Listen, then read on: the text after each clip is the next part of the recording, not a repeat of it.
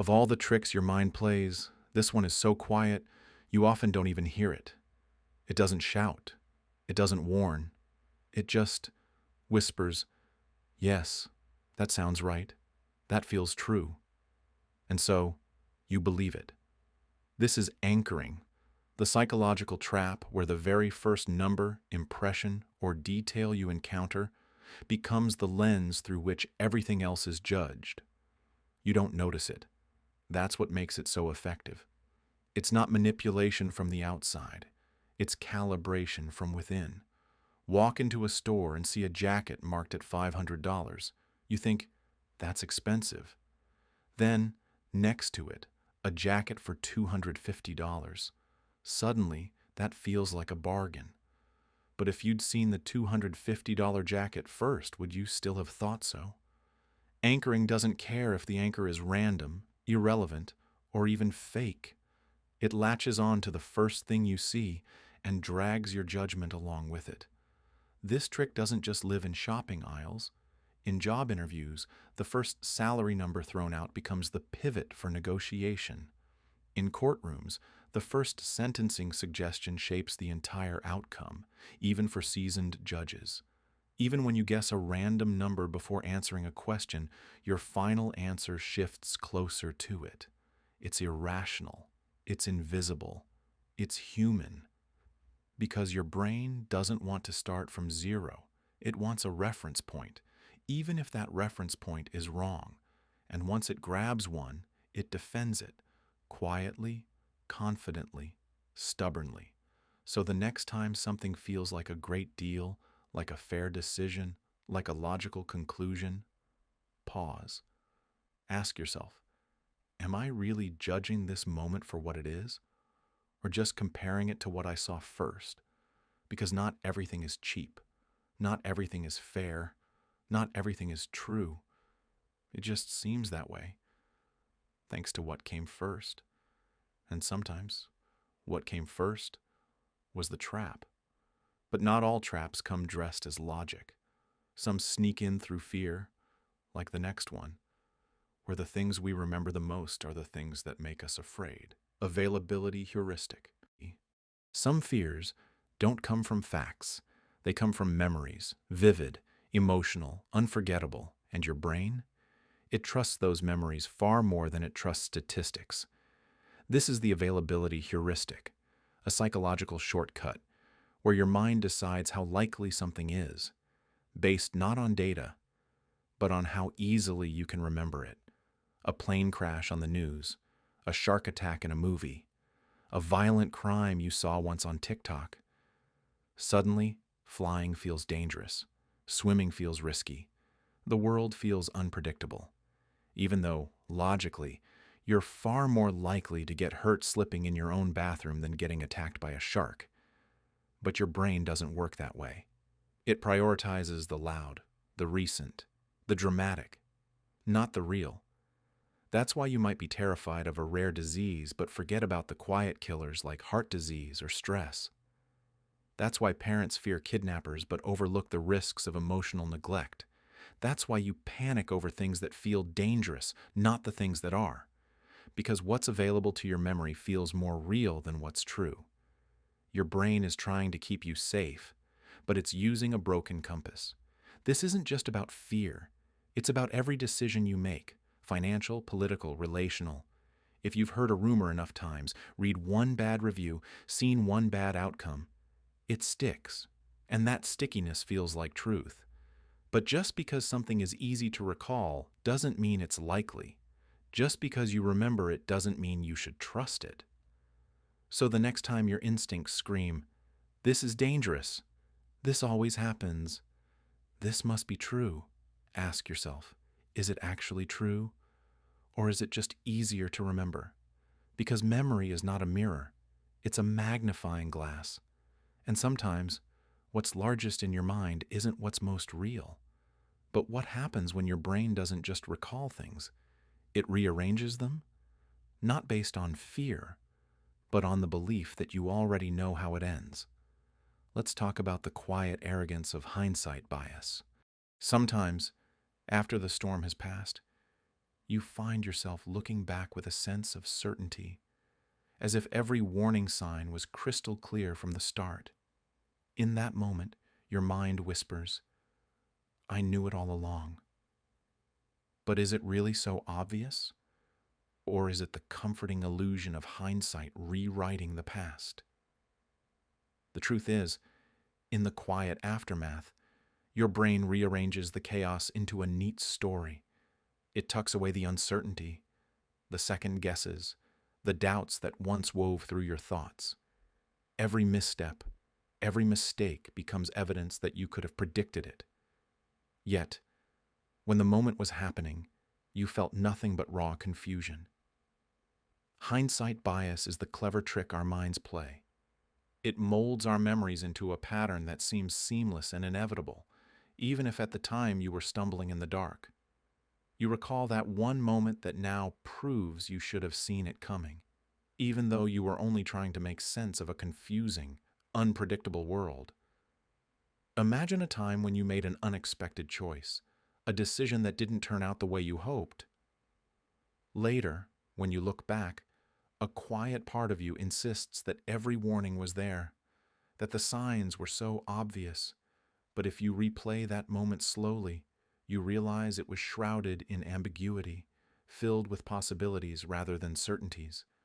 Our brains crave order, and in the act of remembering, they filter out the messy, undecided bits.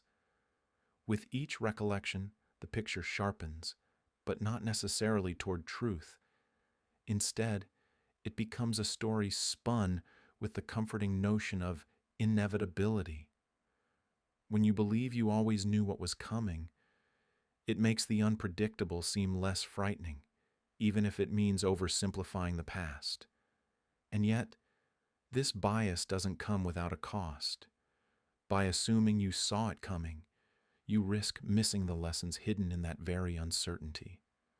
The world, in its raw, unedited state, is far more nuanced than the neat narrative your mind eventually creates. Every "I knew it" can become a barrier, preventing you from questioning the assumptions that led you there. Think of it like a beautiful but static photograph, a snapshot of a moment that, in reality, was a motion picture full of twists, doubts, and decisions. The image is comforting in its clarity, but it conceals the chaotic process behind it. Hindsight bias lulls you into believing that the path was simple and clear all along, when in fact it was a tapestry of complex emotions and unknown variables. The dangerous allure of this bias is that it feels like wisdom. It reassures you that your choices were justified, that you possess an innate insight into life's workings. Yet when you lean too heavily on this knowledge, you might find yourself less prepared for new twists. Overconfidence in the clarity of the past can make you dismiss the complexities of the present. So what can you do when the memories seem so perfect, so neatly arranged? Allow yourself a gentle pause. Question the certainty. Ask quietly, was it really as obvious as it now appears? Or did my mind smooth over the rough edges in retrospect? This is not about erasing your past, but about reclaiming its true texture, acknowledging both the confusion and the clarity. As you begin to untangle the neat lines your mind has drawn, you start to see the beauty in uncertainty. You open up to the idea that not knowing everything can be a strength, that questions and doubts are the raw materials of growth. In that vulnerability, there is room for a deeper understanding, a richer perspective on what truly occurred. And in that very process, a subtle invitation emerges, a call to step away from the comforting certainty of hindsight and to embrace the unpredictable, unedited nature of the present. For while the past may be recast in gold by memory's hand, the future lies open, unbound by any script. In this quiet rebellion against a too neat narrative, you make room for possibility, and perhaps even forgiveness of yourself. And as you slowly release the urge to say, "I knew it all along," you prepare to explore the next trick our minds play, one that latches onto the very first impression we encounter and refuses to let go. Anchoring bias.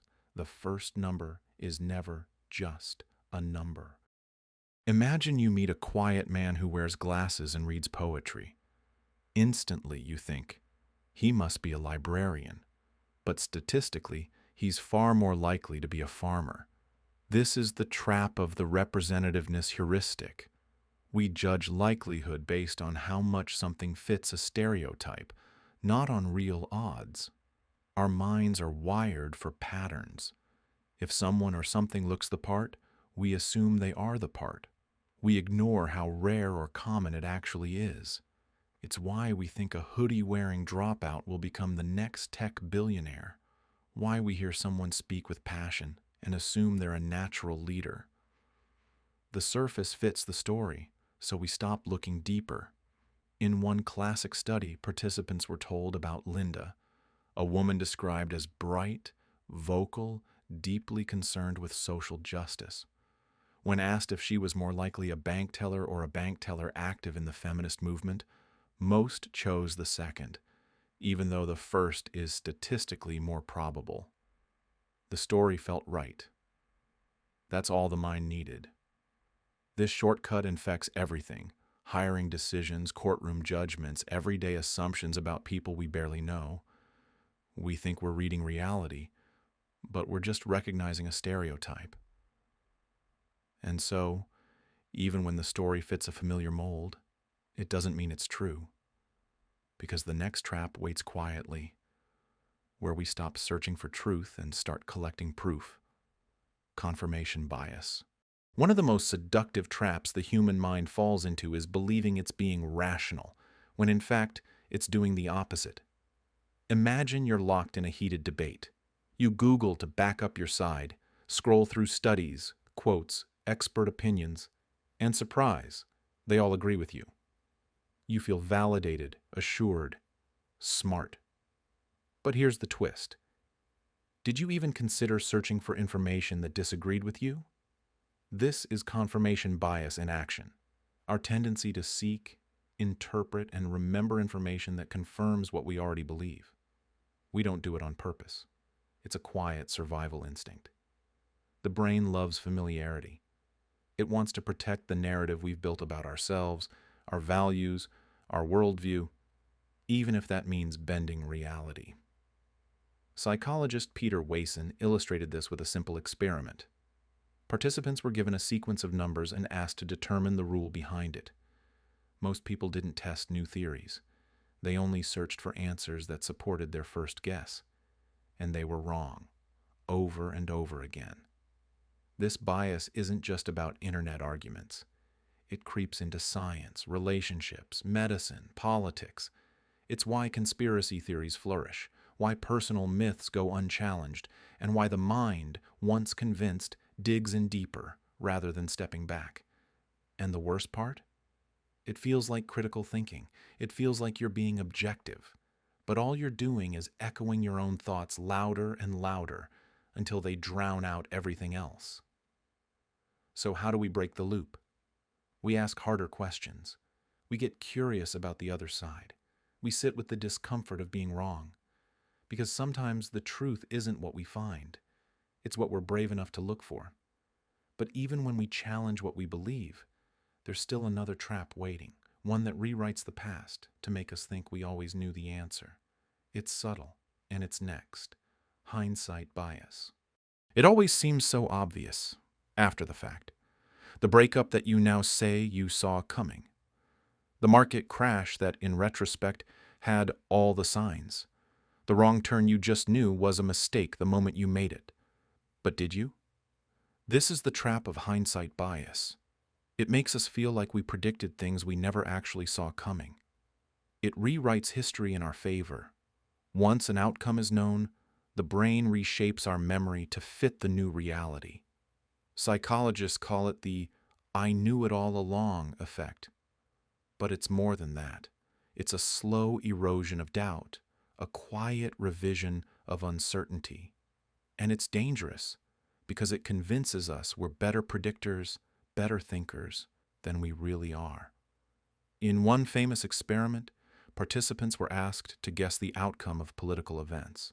After being told the real results, many swore they'd predicted it, even though their original guesses said otherwise.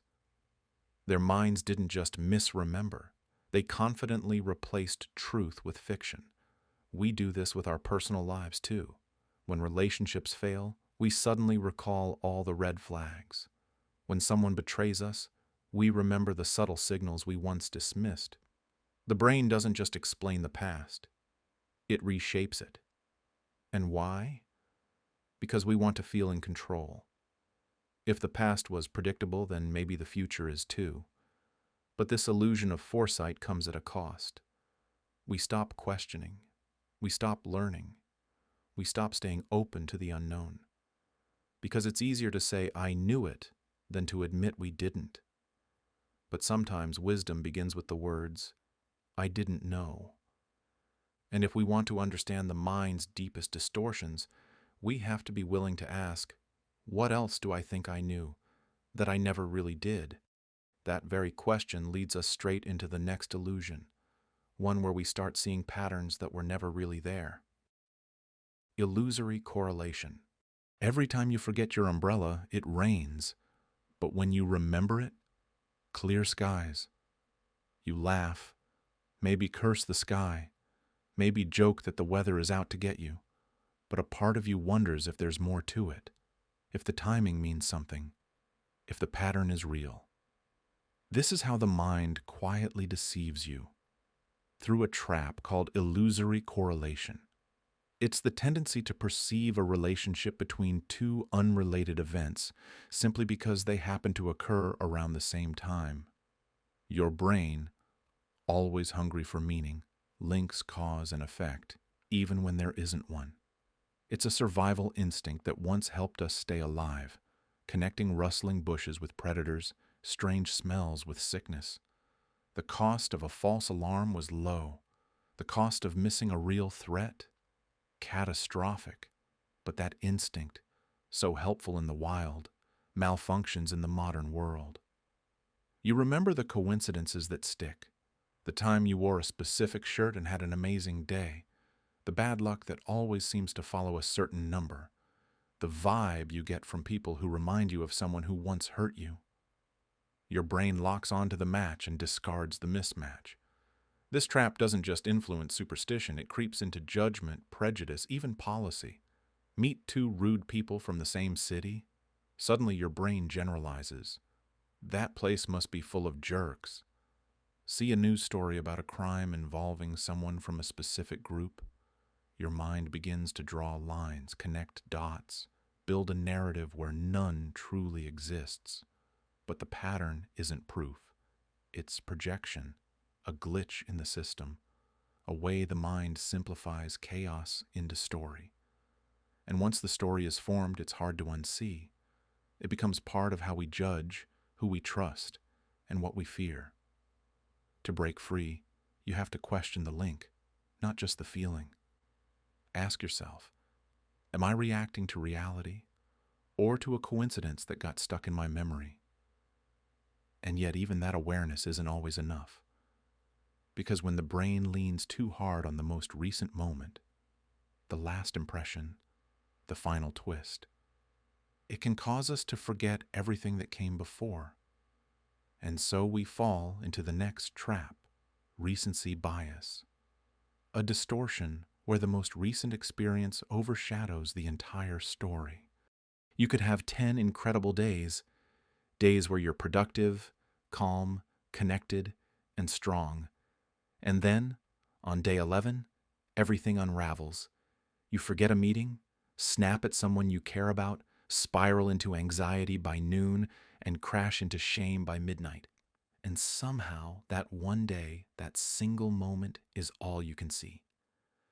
This is recency bias in action, a trap that convinces your brain that the latest event is the truest one, that the final few seconds of a performance define the whole show, that if today was bad, everything else was probably fake. Recency bias distorts memory. It zooms in too close, like a camera lens that forgets the bigger picture. It's the reason one argument can make you question an entire relationship, why one failure makes you rewrite your whole self-story as not good enough. In psychology experiments, students who crammed the night before a test performed well on short-term material, but struggled deeply with retention later. Politicians know to make announcements close to election day, not months before.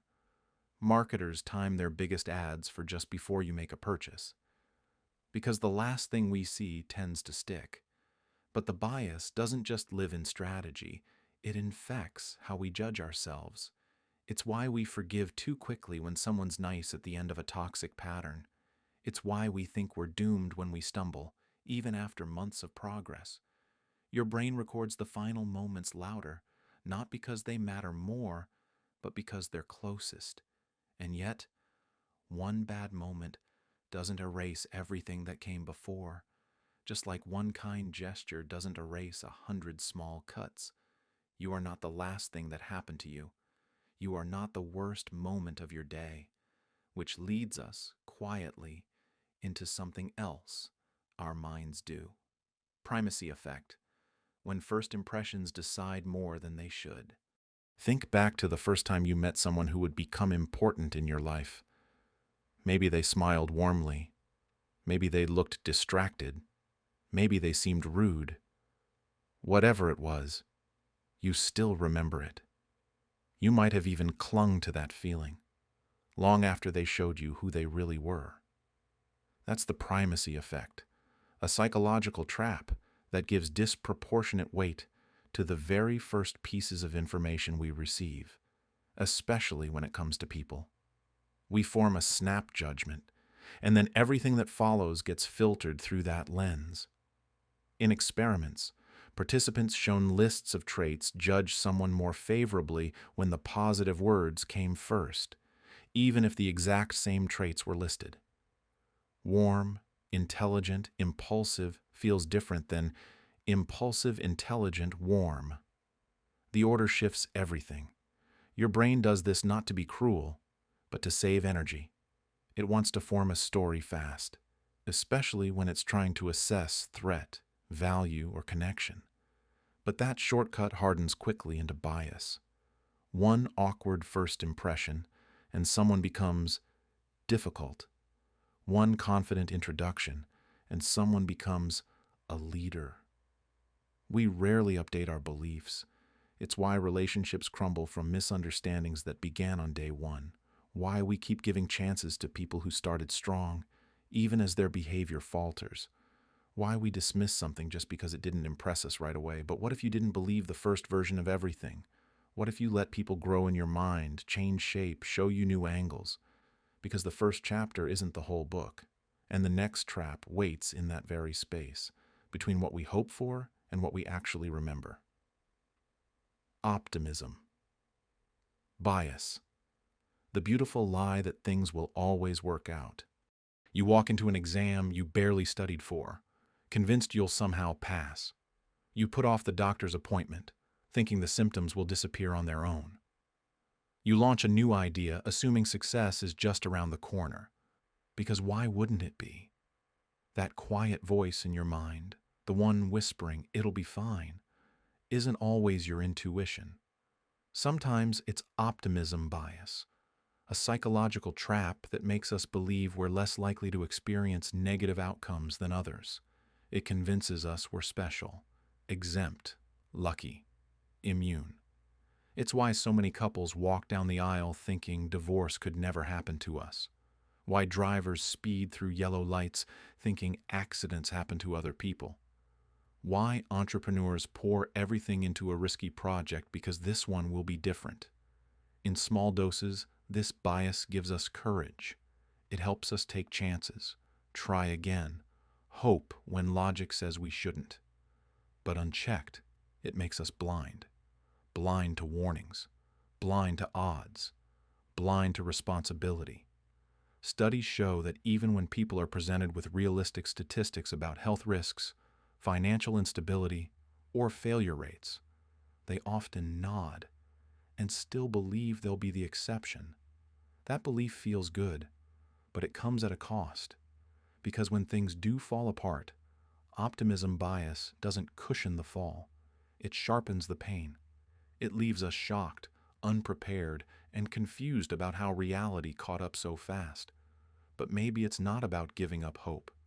Maybe it's about redefining it. Hope doesn't mean ignoring risk. It means preparing anyway. It means choosing eyes wide open belief.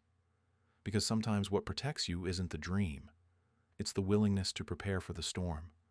And speaking of storms, some begin not in the sky, but in your chest, where fear, feeling, and perception tangle into one. Affect heuristic, when emotion becomes your compass. You walk past two peanut butter jars. One has sleek, modern packaging.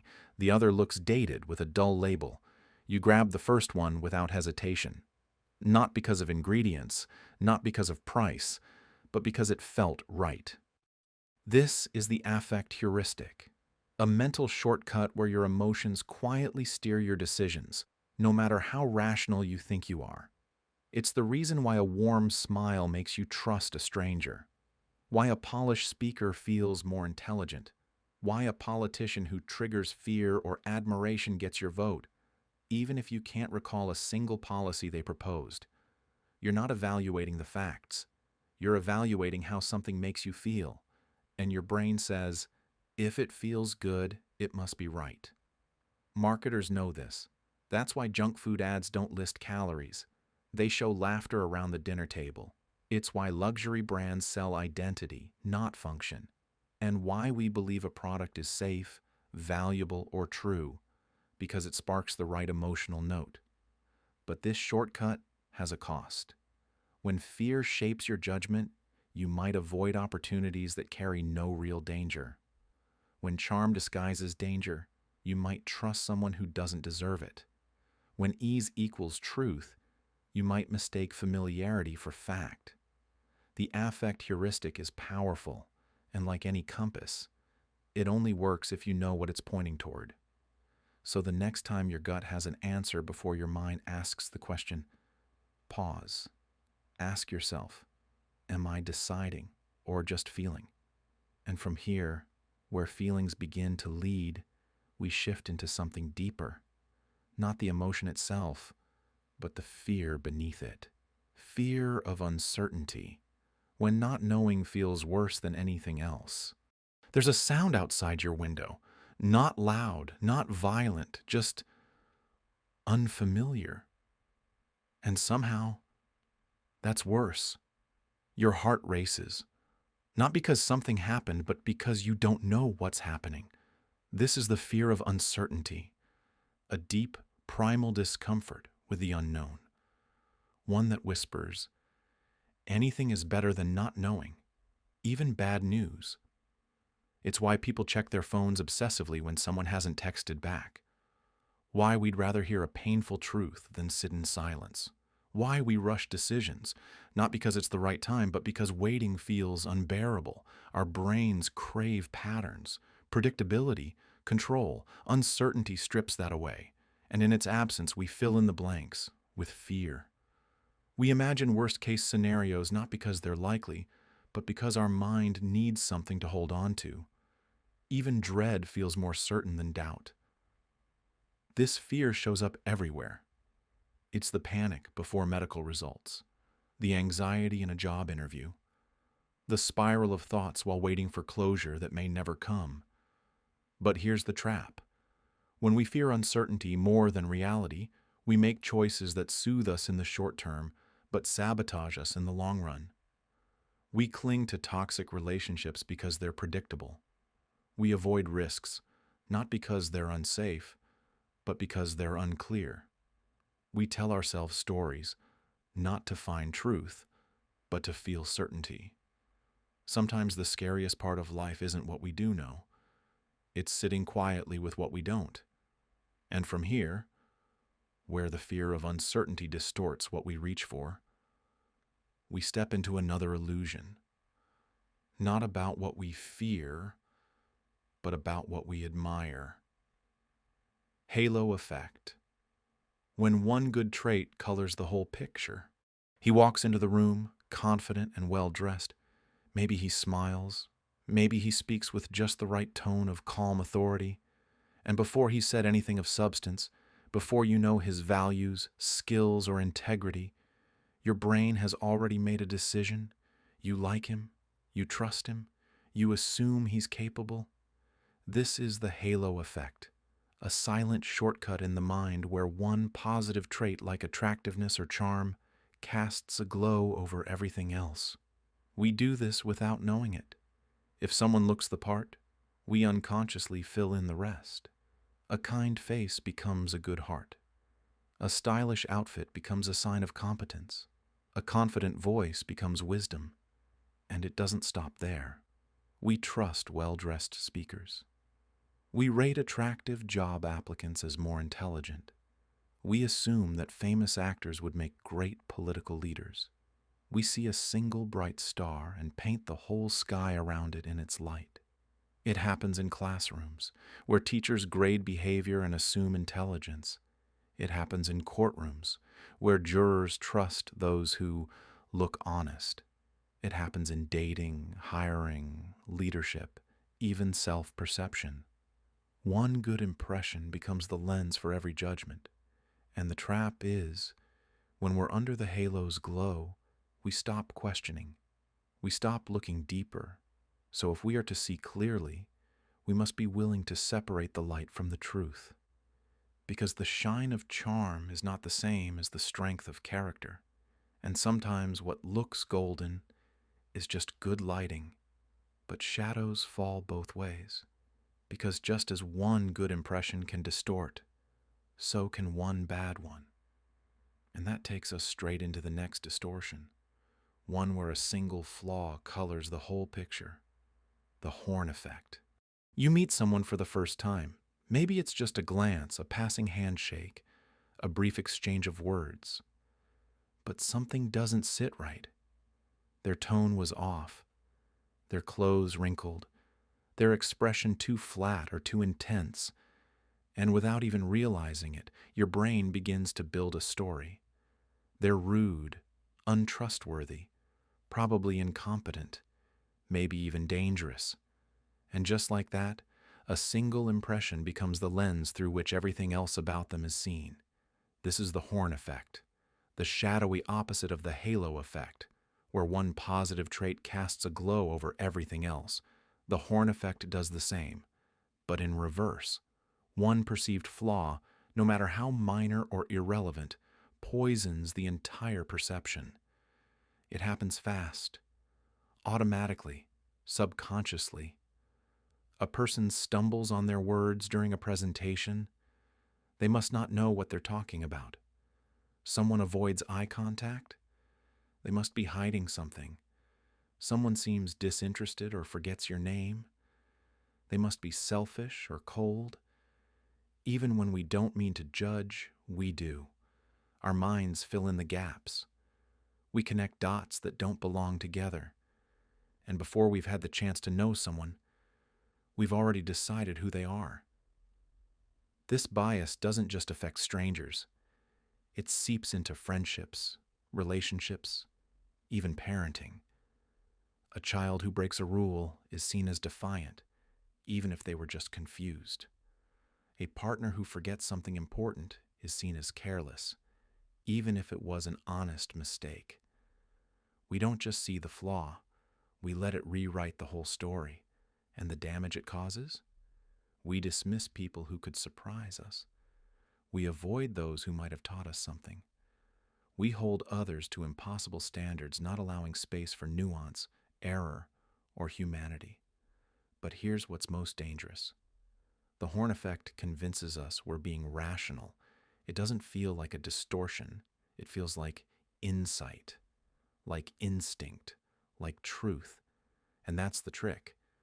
To challenge this bias, we have to pause, to look again, to catch ourselves in the act of collapsing a complex human being into a single trait. Because people are never just one thing. The person you dismissed might have been your greatest teacher. The colleague you judged might have been carrying a quiet grief.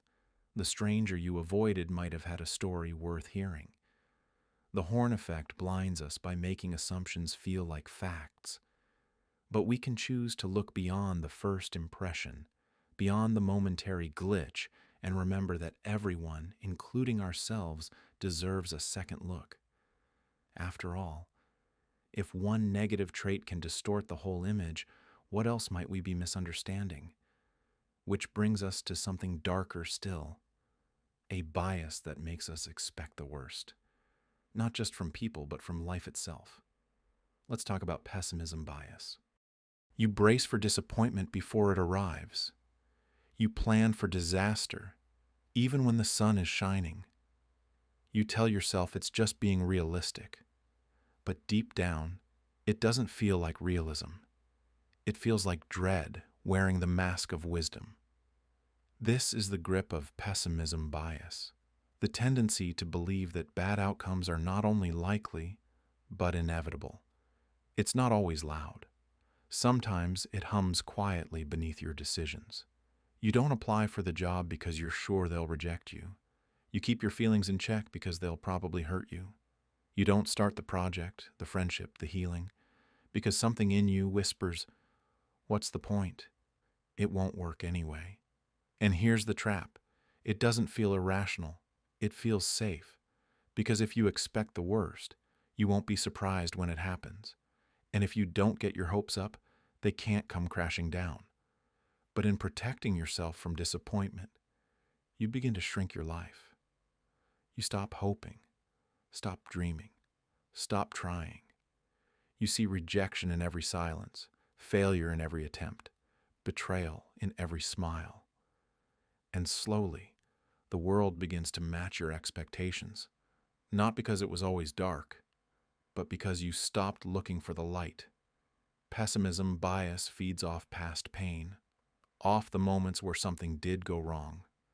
It collects those memories like evidence, builds a case, and calls it truth. But memory is not prophecy, and pain is not prediction.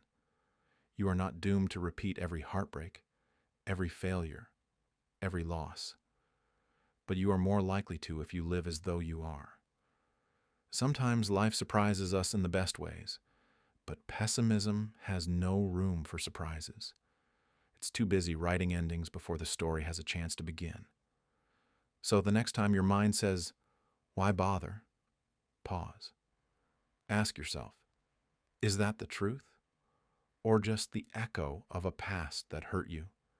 Because while pessimism might feel protective, it often just keeps you lonely, stuck, and small.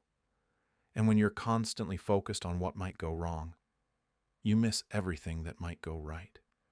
But that brings us to an even subtler trick of the mind. Not just the tendency to expect the worst, but the tendency to believe that bad carries more weight than good. Let's explore negativity bias. You get 10 compliments and 1 criticism, and yet it's the criticism you think about on the way home. It lingers. It stings. It grows louder than all the kind words combined. This is negativity bias, your brain's deeply ingrained habit of giving more attention, weight, and meaning to negative experiences than positive ones. It's not because you're weak. It's because you're human. Thousands of years ago, noticing the bad, predators, poisonous plants, hostile strangers, was a matter of survival. The cost of ignoring one threat was death, but the cost of ignoring 1,000 flowers in bloom? Nothing. So our minds evolved to scan for danger, to overestimate harm, to obsess over what could hurt us. And even now, in a world without tigers at the cave door, your brain still leans toward fear, rejection, shame, loss. You remember the one awkward moment in a conversation, not the dozen that went well. You replay the mistake at work, not the weeks you got everything right.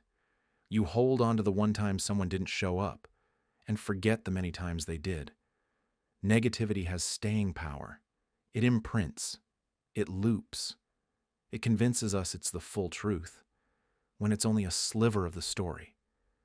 And that matters, Because if left unchecked, negativity bias becomes a filter through which you see everything: yourself, your relationships, your future.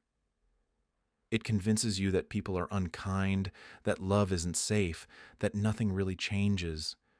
And soon, you stop looking for evidence of the good altogether. But here's what most people miss. You can train your mind to notice the good, not by forcing it, not by pretending everything's fine, but by letting the good matter. When someone is kind, pause. When something goes right, breathe it in. When you feel proud or grateful or moved, stay there, even for a few seconds longer than usual, because those seconds are rewiring your mind.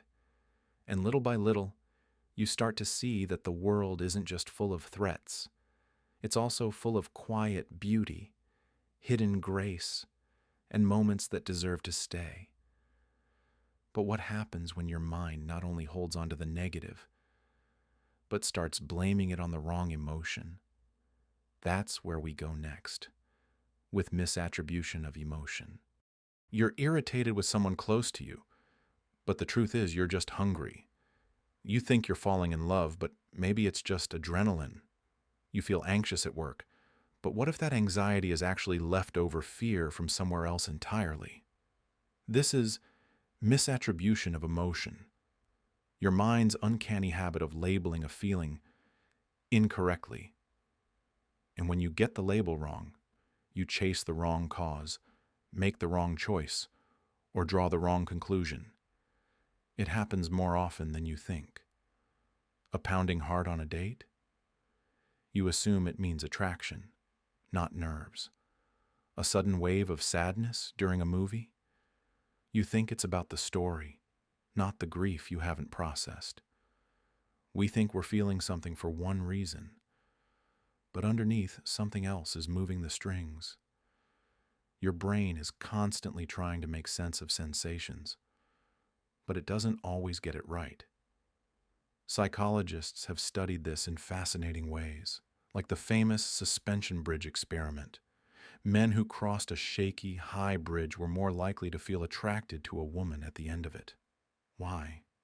Their body was aroused, heart racing, palms sweaty, and their mind assumed it was romance, but it was fear. The problem is, we act on these mistaken emotions. We lash out at the wrong person. We fall for someone who isn't really right. We avoid situations we think are the problem, when they're only mirrors for something deeper. This misattribution doesn't just affect relationships. It can shape our decisions, our habits, even our beliefs about ourselves. Because if you believe your fear is about this moment, you never look back to where it actually began. But when you pause, when you question, is this the real feeling, or just the loudest one?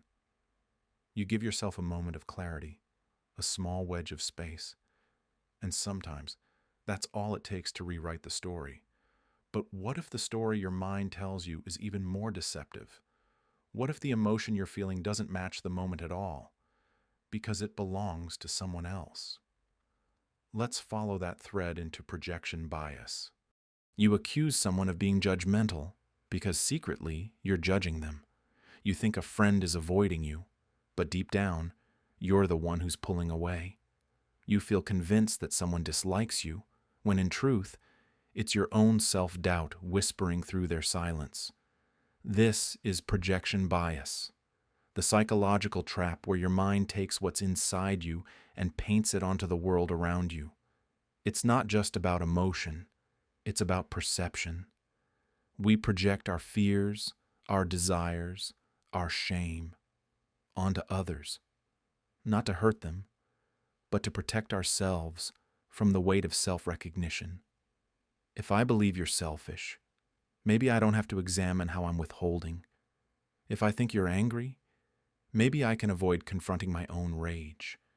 It's a defense mechanism dressed as insight. And the most dangerous part? It feels like truth. It feels like intuition.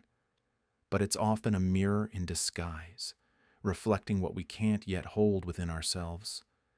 This bias shows up in conflict, in relationships, in politics, in every place where two minds collide and misunderstand each other.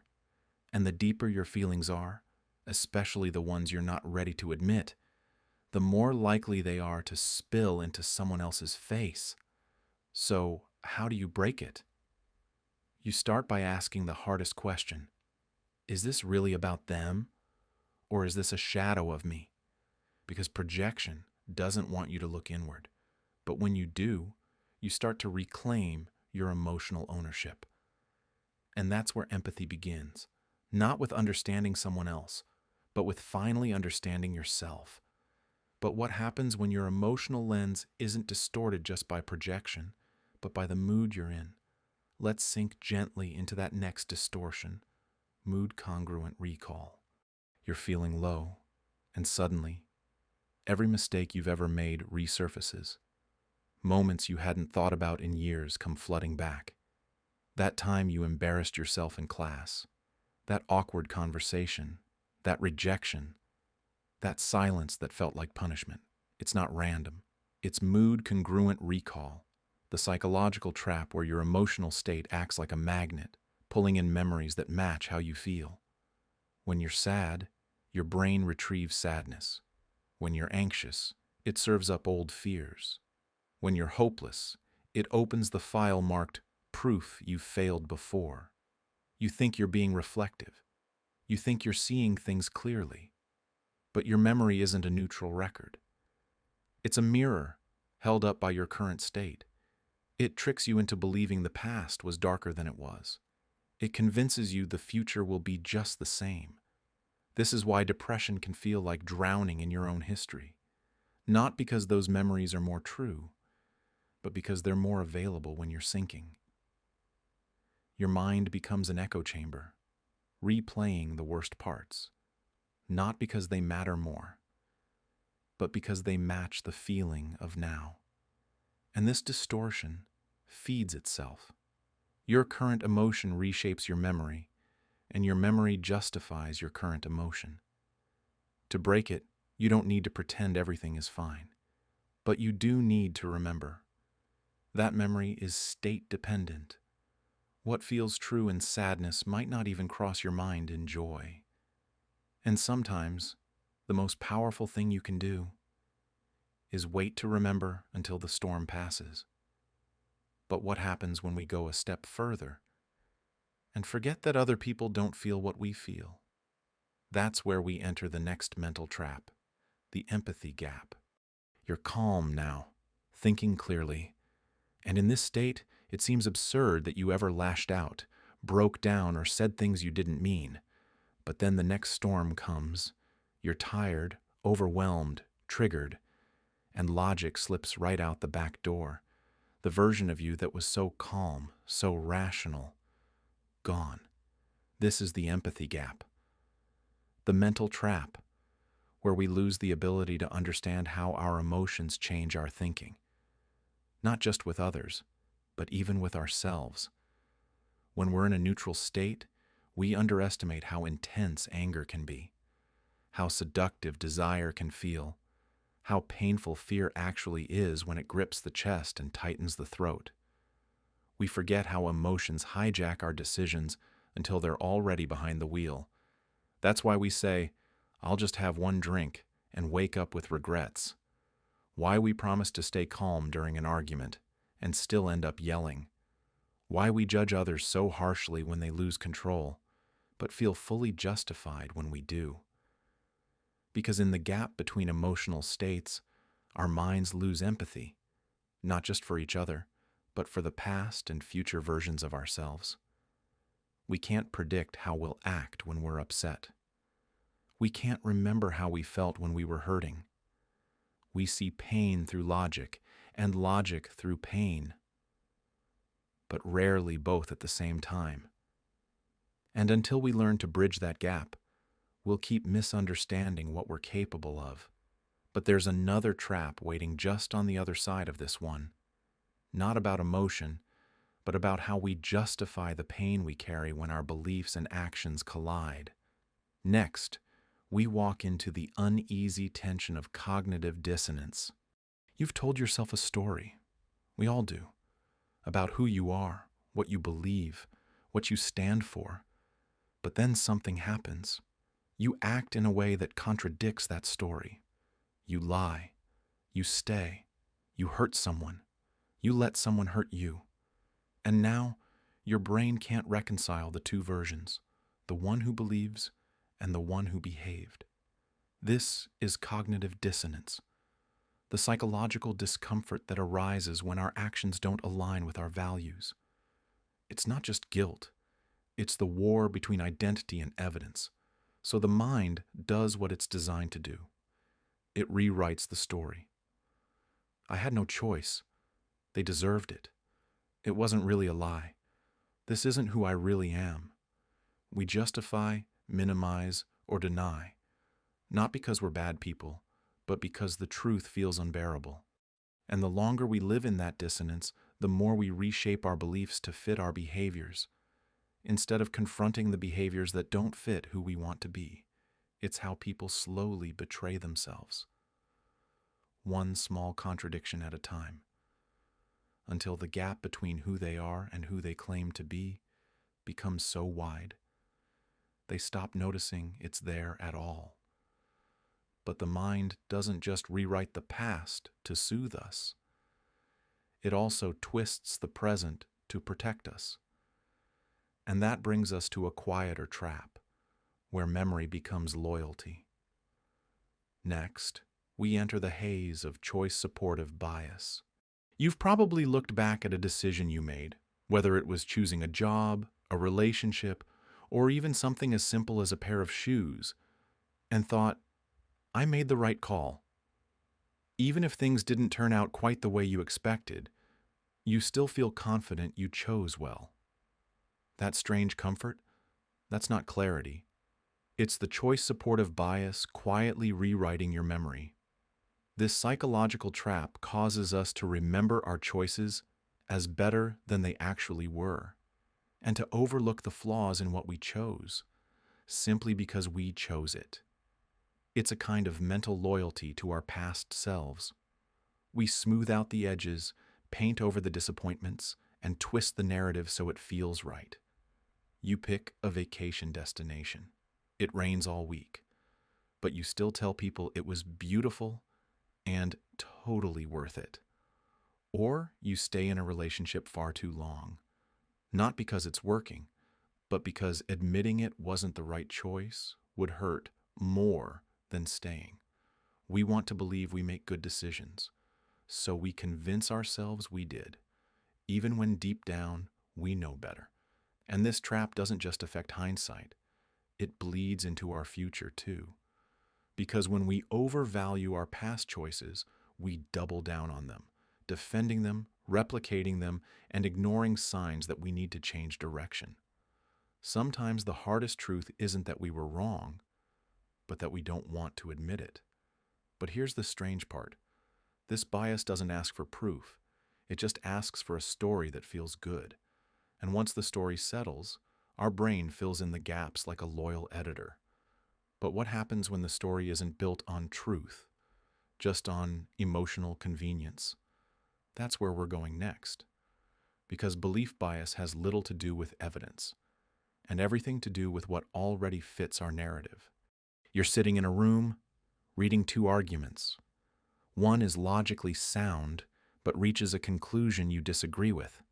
The other is flawed, but the conclusion matches what you already believe. Which one feels more convincing? If you're like most people, it's the second. Not because it makes more sense, but because it feels right. This is the belief bias at work.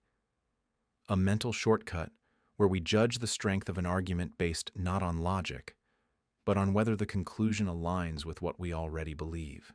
It's subtle. You don't even notice it happening. You nod along to weak evidence when it matches your worldview, and you pick apart strong arguments when they threaten it. And this bias isn't just about politics or philosophy. It slips into everyday life, from the advice we take, to the stories we tell ourselves, to the facts we accept without a second glance. We think we're evaluating truth, but more often, we're just protecting the beliefs we already carry. It feels safer that way, to live inside a familiar story, to keep the walls intact. But safety isn't clarity, and belief isn't always truth. This bias keeps us from learning. It makes us stubborn, defensive, and blind to ideas that might expand us.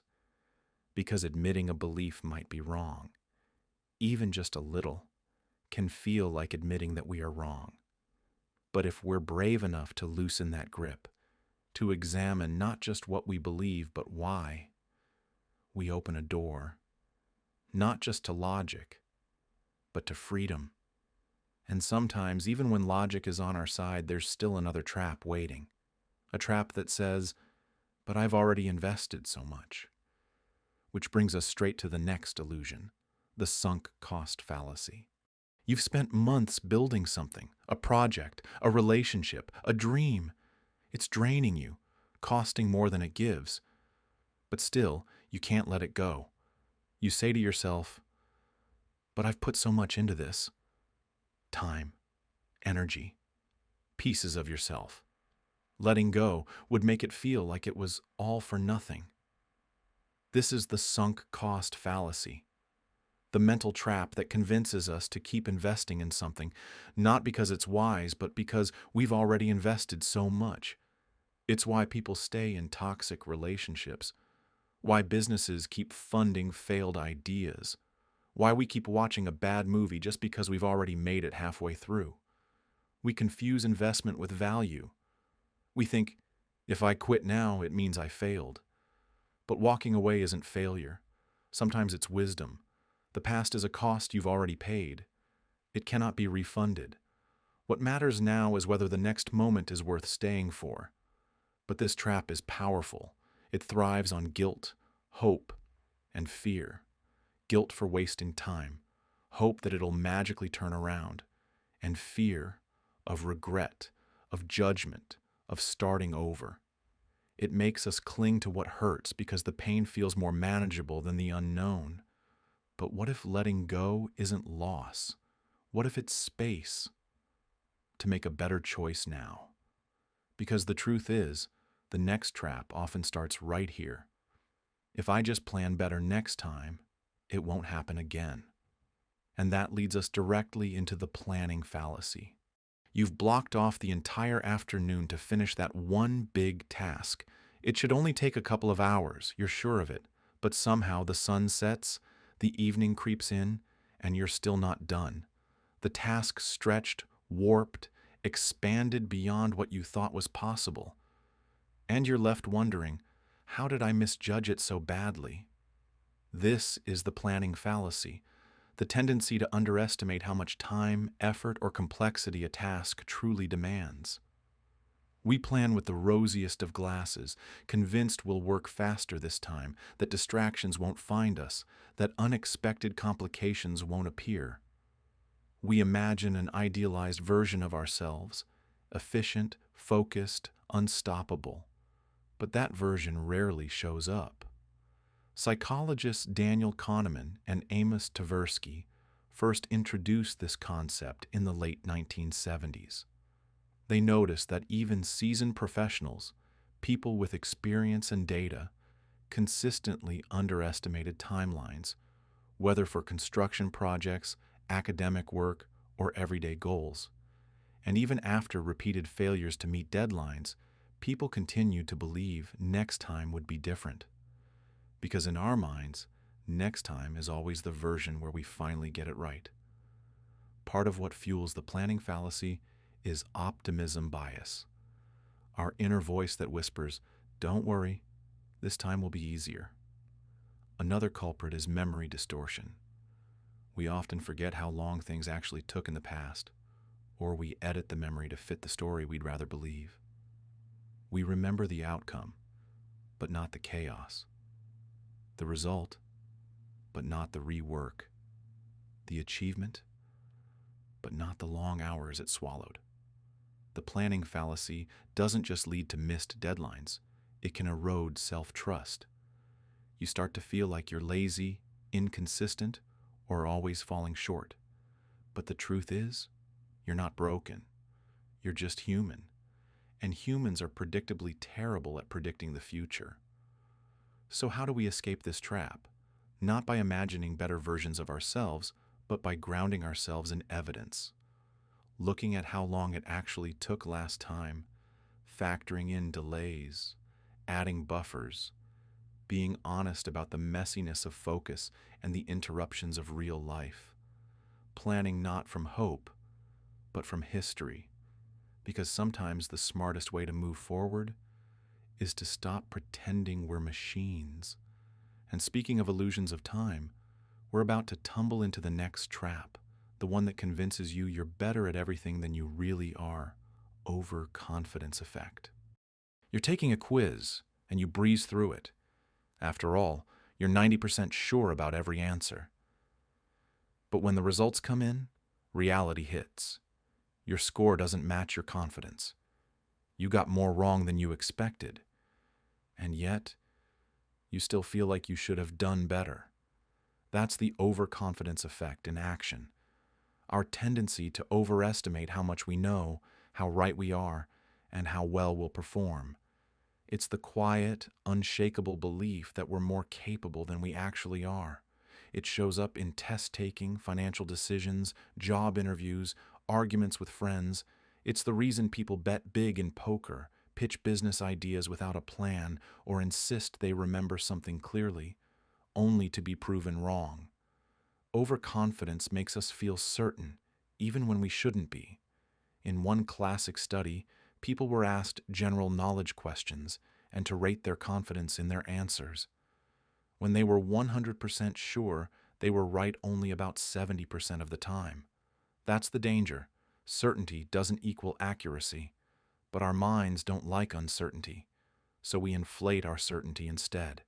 And ironically, the less someone knows about a topic, the more confident they tend to feel, because they don't know enough to know what they don't know. Experts, on the other hand, often feel less confident, because they do know the complexity, the exceptions, the unknowns. The overconfidence effect doesn't just mislead us. It reverses the very signals we use to trust someone. Why does this trap persist? Because confidence looks like competence. In school, at work, in dating, people respond to those who sound sure of themselves, so we learn to fake it, or at least feel it. But when confidence outweighs reality, mistakes are made.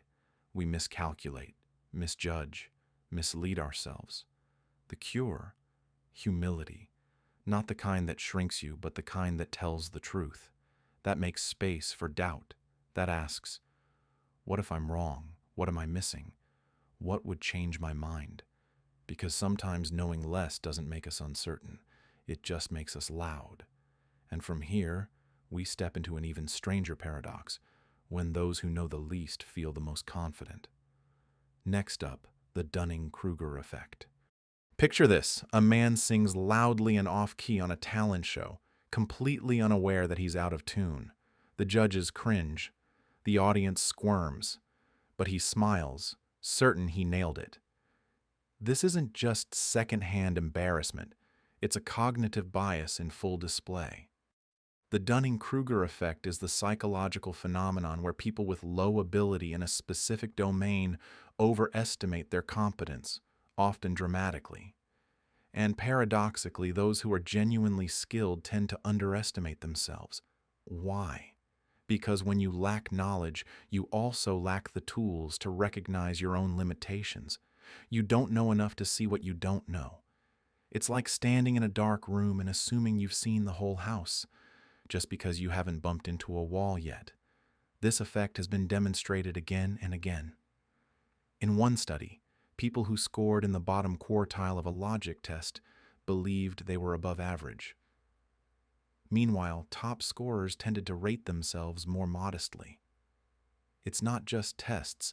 This happens in driving, leadership, grammar, finance, even emotional intelligence. Incompetence creates an illusion of expertise. And here's the twist. This effect is most dangerous when it hides in places that matter, A leader who thinks they're brilliant makes decisions that affect hundreds. A novice investor, convinced they've outsmarted the market, loses their savings. An overconfident driver assumes they're safe until they're not. But there's a softer side to this too. The people who doubt themselves the most, often the ones who care deeply, who've thought hard, who do know more than they think. Because expertise brings awareness, and awareness brings humility. So what can we do? Stay curious. Ask more than you declare. Invite feedback.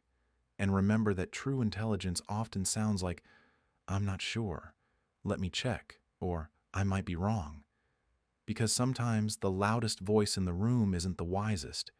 It's just the one that hasn't looked in the mirror. And now, let's zoom out even further. Because some mistakes happen when we forget the big picture. That's where we head next. Base rate neglect. Imagine you meet someone who wears glasses, reads philosophy, and loves classical music. When asked what they do for a living, you immediately think, they must be a professor. But here's the catch. Statistically, there are far more salespeople than professors in the population. The odds alone say they're more likely to work in sales. And yet, your brain ignored that. That's base rate neglect. Our tendency to ignore general statistical information, the base rate, in favor of specific details that feel more relevant or vivid. It's why we fall for compelling anecdotes over boring data. Why we assume a rare diagnosis from a dramatic symptom instead of considering what's most statistically likely. Picture a doctor presented with a patient who has a rare disease symptom. Even if the base rate of that disease is 1 in 10,000, the doctor might jump to the rare condition just because the story fits. This error isn't just academic. It influences medicine, law, finance, and everyday life. Base rate neglect is why people overestimate their chances of winning the lottery. It's why investors chase once-in-a-lifetime opportunities that almost never pan out. It's why we believe a single charming candidate is the perfect fit, despite red flags in their history. The story feels true, so we discard the numbers. But the truth doesn't care how compelling something sounds. It only cares what's likely. To escape this trap, we have to pause. Look at the bigger picture. Ask, what are the actual odds? Not just, does this feel right? Because intuition can be seductive, but probability often whispers the truth. And now, let's slide into another kind of mental mistake, one that convinces us the universe is secretly keeping score. The gambler's fallacy. The gambler's fallacy. You're sitting at a roulette table. The wheel has landed on black 5 times in a row. You feel it in your bones. Red has to be next. It's due. It's only fair. But here's the truth. The wheel doesn't remember. It has no memory. Every spin is independent. Yet your brain insists there's a pattern, a correction coming, a balance to be restored. This is the gambler's fallacy. It's the belief that past random events affect future ones, that after a streak, the opposite outcome is more likely. In reality, probabilities reset every time, but we crave balance. We want the world to be fair, and when randomness doesn't behave the way we expect, we start inventing rules. This fallacy isn't just for casinos. It shows up in everyday life. A couple has 3 daughters. They assume the 4th child must be a boy. A basketball player has missed 5 shots. They're due for a make. You've had a terrible week. Surely something good has to happen next. But randomness doesn't promise fairness. It doesn't keep score. And here's the dangerous part. The gambler's fallacy can lead to real loss. Chasing wins that never come. Doubling down on risk. Mistaking streaks for signals. It's how people fall deeper into debt, or stay in toxic patterns, or wait for luck that never arrives. To resist it, you have to release the illusion of balance. Accept that streaks happen. That chance is wild, and that expecting fairness from chaos is a fast way to get burned. But speaking of chaos, What if your lucky streak ends, not because of odds, but because reality regresses back to something painfully average? That's where we go next, regression to the mean. Imagine a student who scores exceptionally high on a test, far above their usual performance. They feel brilliant, untouchable, like they've finally unlocked their full potential. But the next time, their score drops closer to average. Confusion follows. Doubt, frustration. Was it just luck? This is regression to the mean, a statistical truth that extreme performances tend to move closer to average over time, not because of failure or flaw, but because randomness plays a role in everything we do. The exceptional and the disastrous often swing back toward the middle, not because of effort or will, but because extremes are by nature unsustainable. Athletes experience it after career-high games, stocks after sudden spikes, even emotions after unexpected highs or devastating lows. When something feels unusually good or bad, we expect the trend to continue. But in reality, the further from average we stray, the more gravity pulls us back. The danger lies in interpretation. We might think the athlete is slumping, the student is losing their edge, the joy we felt was fake. But what if none of that is true? What if we're just returning to center, not because we failed, but because that's how life works? Regression to the mean reminds us, not every dip is a downfall. Not every rise is a revelation. Sometimes the shift is just the universe exhaling. But not all patterns soothe us with balance. Some trick us into believing we control more than we do, grabbing the wheel even when it's not connected to the road. Next, we dive into that illusion, the control illusion. You press the elevator button repeatedly, even though it's already lit. You blow on dice before throwing them. You feel safer driving than flying, even though statistics say otherwise. Why? Because it feels like you're in control. The control illusion is a powerful psychological trap. Our mind's tendency to overestimate our influence over outcomes, especially in situations governed by chance, randomness, or external forces. It's comforting. It gives structure to chaos, but it's almost always a lie. In one experiment, participants were asked to press a button and then observe whether a light turned on. Unbeknownst to them, the light was triggered at random.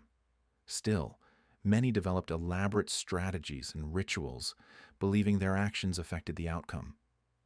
They weren't being foolish, they were being human. We see this in business, gambling, even relationships. A person gets lucky with a stock and suddenly believes they're a genius investor. A gambler thinks their system works. A partner believes they can fix someone who doesn't want to change. This illusion doesn't just offer false comfort. It leads to overconfidence, stress, and eventually burnout. Because when things don't go our way, we don't blame the randomness. We blame ourselves or others. We assume control, and then we assume failure. But the truth is more liberating. Not everything is yours to hold. Not every outcome bends to your will.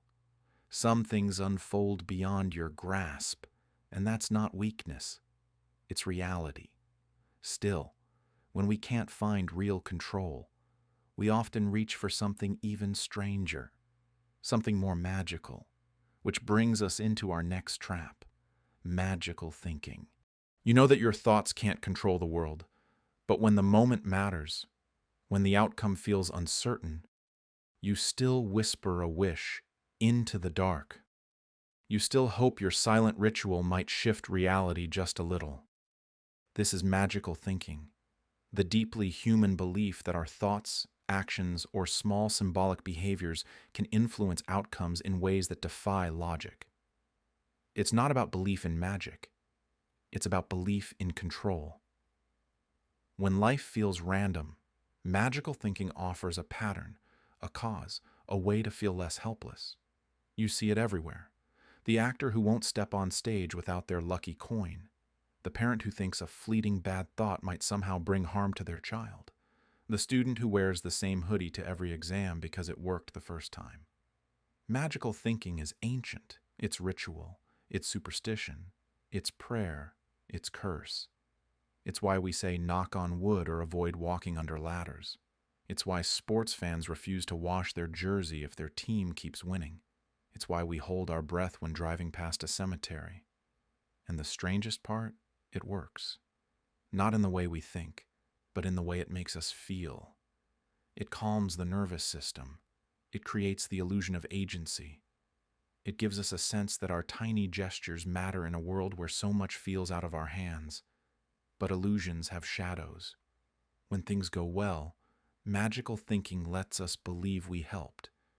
But when things fall apart, when the plane still crashes, the test still goes badly, the diagnosis still arrives, we might turn inward and wonder if it was our fault. Maybe we didn't light the right candle. Maybe we jinxed it.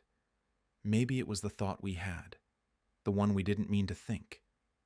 This is where magical thinking becomes dangerous, because it creates meaning. But sometimes, that meaning turns into guilt, and deeper still, magical thinking primes the brain for another illusion, the illusion that if two things happen around the same time, one must have caused the other. That if the ritual came before the outcome, it must have worked. And that is where we step next, into the deeply persuasive, yet profoundly misleading world of false cause fallacy. You wake up with a headache and remember that you had a strange dream about a friend the night before. Later that day, that same friend texts you out of the blue, just to say hello.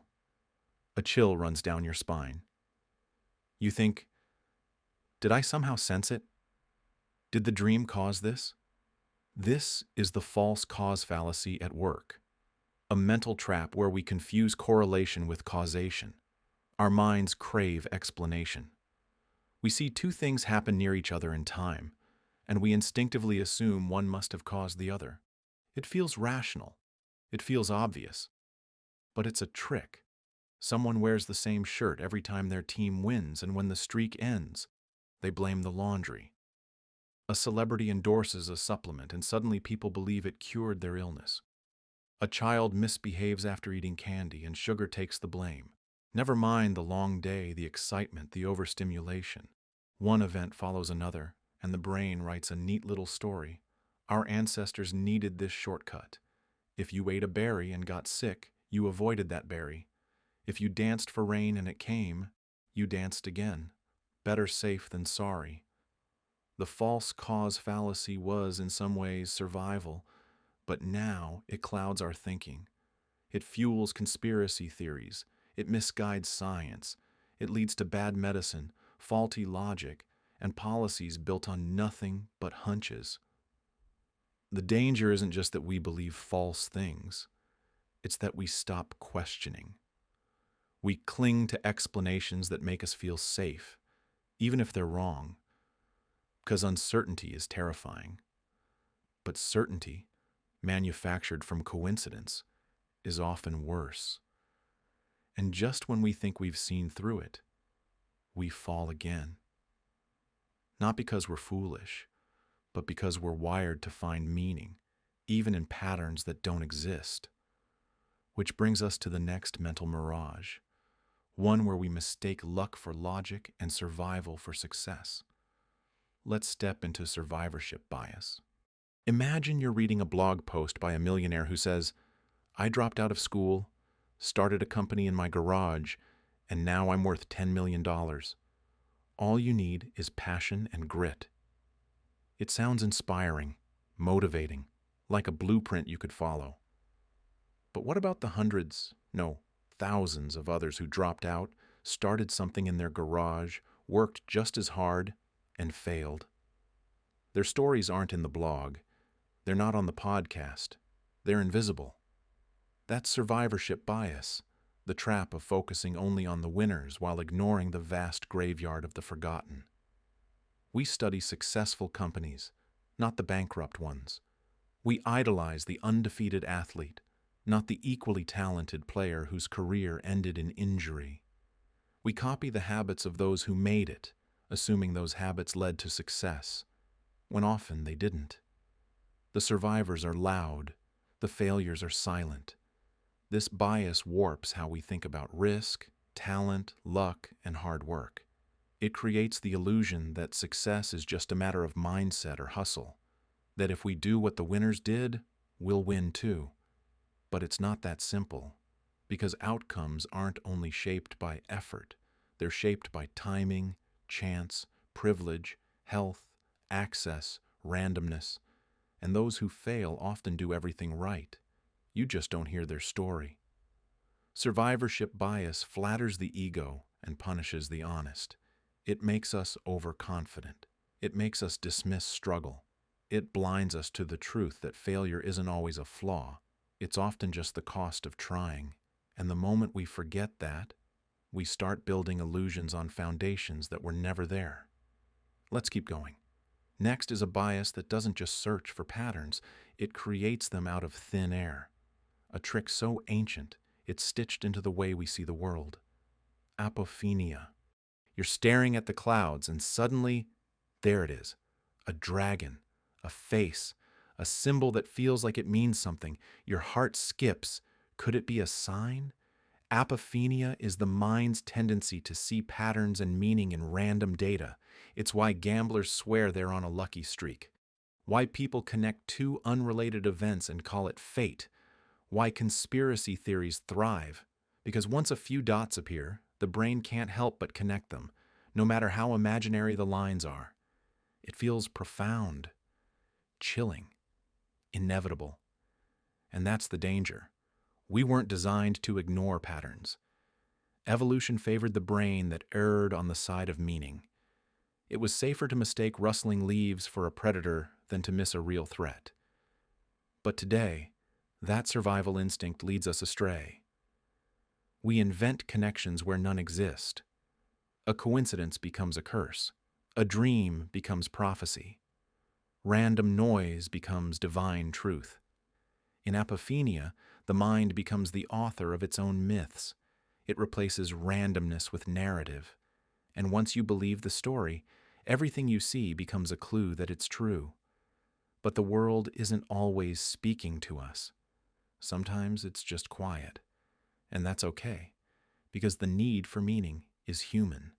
But meaning can be chosen, not just found. So where does that leave us?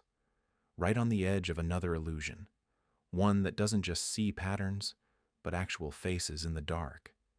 Next, pareidolia. Have you ever looked up at the sky and seen a face staring back from the clouds? Or maybe you've noticed a grinning expression in the windows of a house at night, or a solemn gaze in the bark of a tree? Most people have, and most people don't question it. That, right there, is pareidolia, a strange, almost poetic trick of the mind where we see meaningful patterns in things that are entirely random. It's one of the most comforting illusions we carry with us. Because in a world that often feels unpredictable and vast, seeing a face in the static or a message in the stars gives us something we desperately crave: connection, familiarity, order. Pareidolia is rooted deep in evolution. Our ancestors who were quick to detect a predator's face in the dark had a better chance of survival. Mistaking a shadow for a tiger was annoying, but mistaking a tiger for a shadow? That was fatal.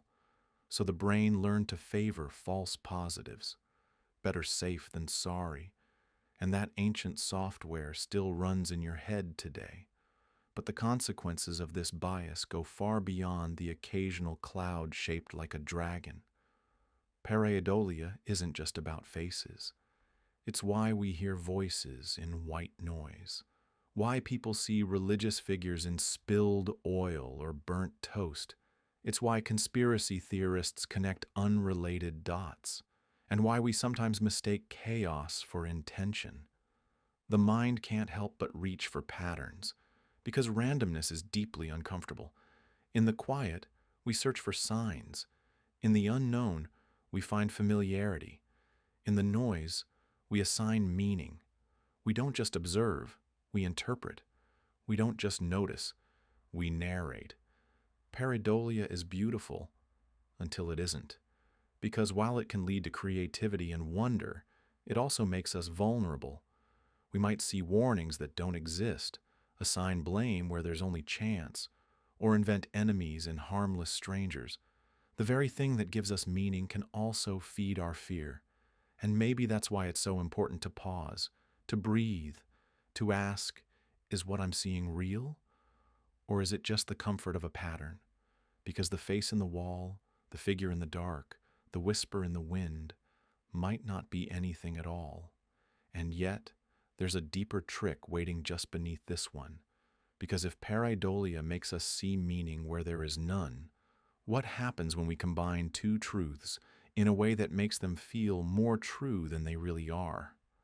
That illusion, subtle, seductive, and dangerously convincing, is what we meet next.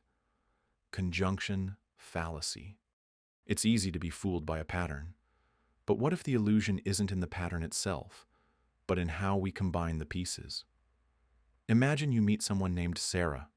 She's passionate about environmental issues, deeply involved in community organizing, and always talking about justice. Now, if I asked you, what's more likely? A, Sarah is a bank teller. B, Sarah is a bank teller and active in the feminist movement. Chances are, your mind leans toward option B. But here's the paradox. It feels more specific, more fitting, and yet, statistically, it's less likely. This is the conjunction fallacy, a mental trap where we believe that two events together are more probable than a single one on its own, simply because the story sounds better that way. It's not logic, it's narrative fluency. We're wired to favor coherence over accuracy.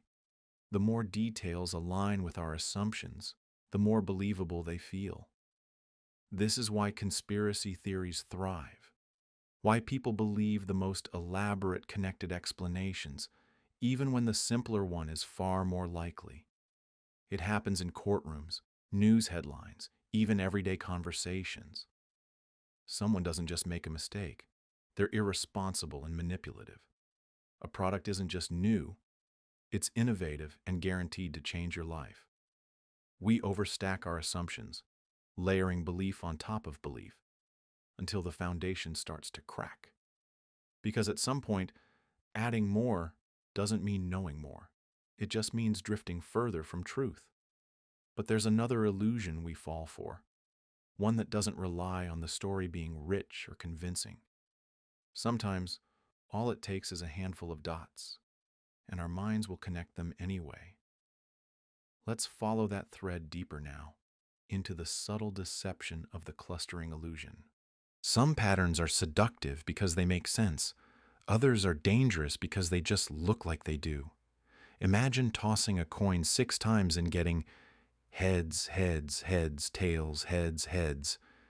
You stare at the result, convinced there's a pattern, some secret signal, some rhythm hiding beneath the randomness.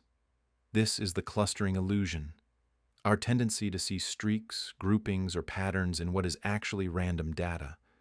It's why gamblers believe in hot hands. It's why lottery players avoid repeating numbers. It's why people think lightning won't strike the same place twice until it does. Our brains weren't built for chaos. They evolved to detect danger in the brush, to recognize faces in shadows, to make quick judgments from limited information. And so, when randomness enters our lives, through luck, chance, or coincidence, we dress it up in meaning. You hear about 3 car crashes in 1 week and start wondering if something's wrong with the road. You see 2 breakups in your friend group and brace for a 3rd. You think things happen in 3s, not because they must, but because we're wired to see it that way. The truth? Sometimes events cluster purely by chance. But once we believe in the pattern, we act like it's real, placing bets, changing behavior, chasing signs that were never there. But there's a deeper layer to this, one that doesn't just try to make sense of randomness, but tries to explain it. Because when something happens, especially something bad, we crave a reason, a cause, a culprit. And that's where we go next, into the quiet trap of the attribution error. We want the world to make sense. So when something happens, especially something confusing, disappointing, or painful, we don't just ask what happened. We ask, why? And more often than not, we get the answer wrong. This is the attribution error, our deep-seated tendency to misjudge the causes of other people's behavior. Imagine someone cuts you off in traffic. You don't think, maybe they're late for an emergency, or maybe they just didn't see me.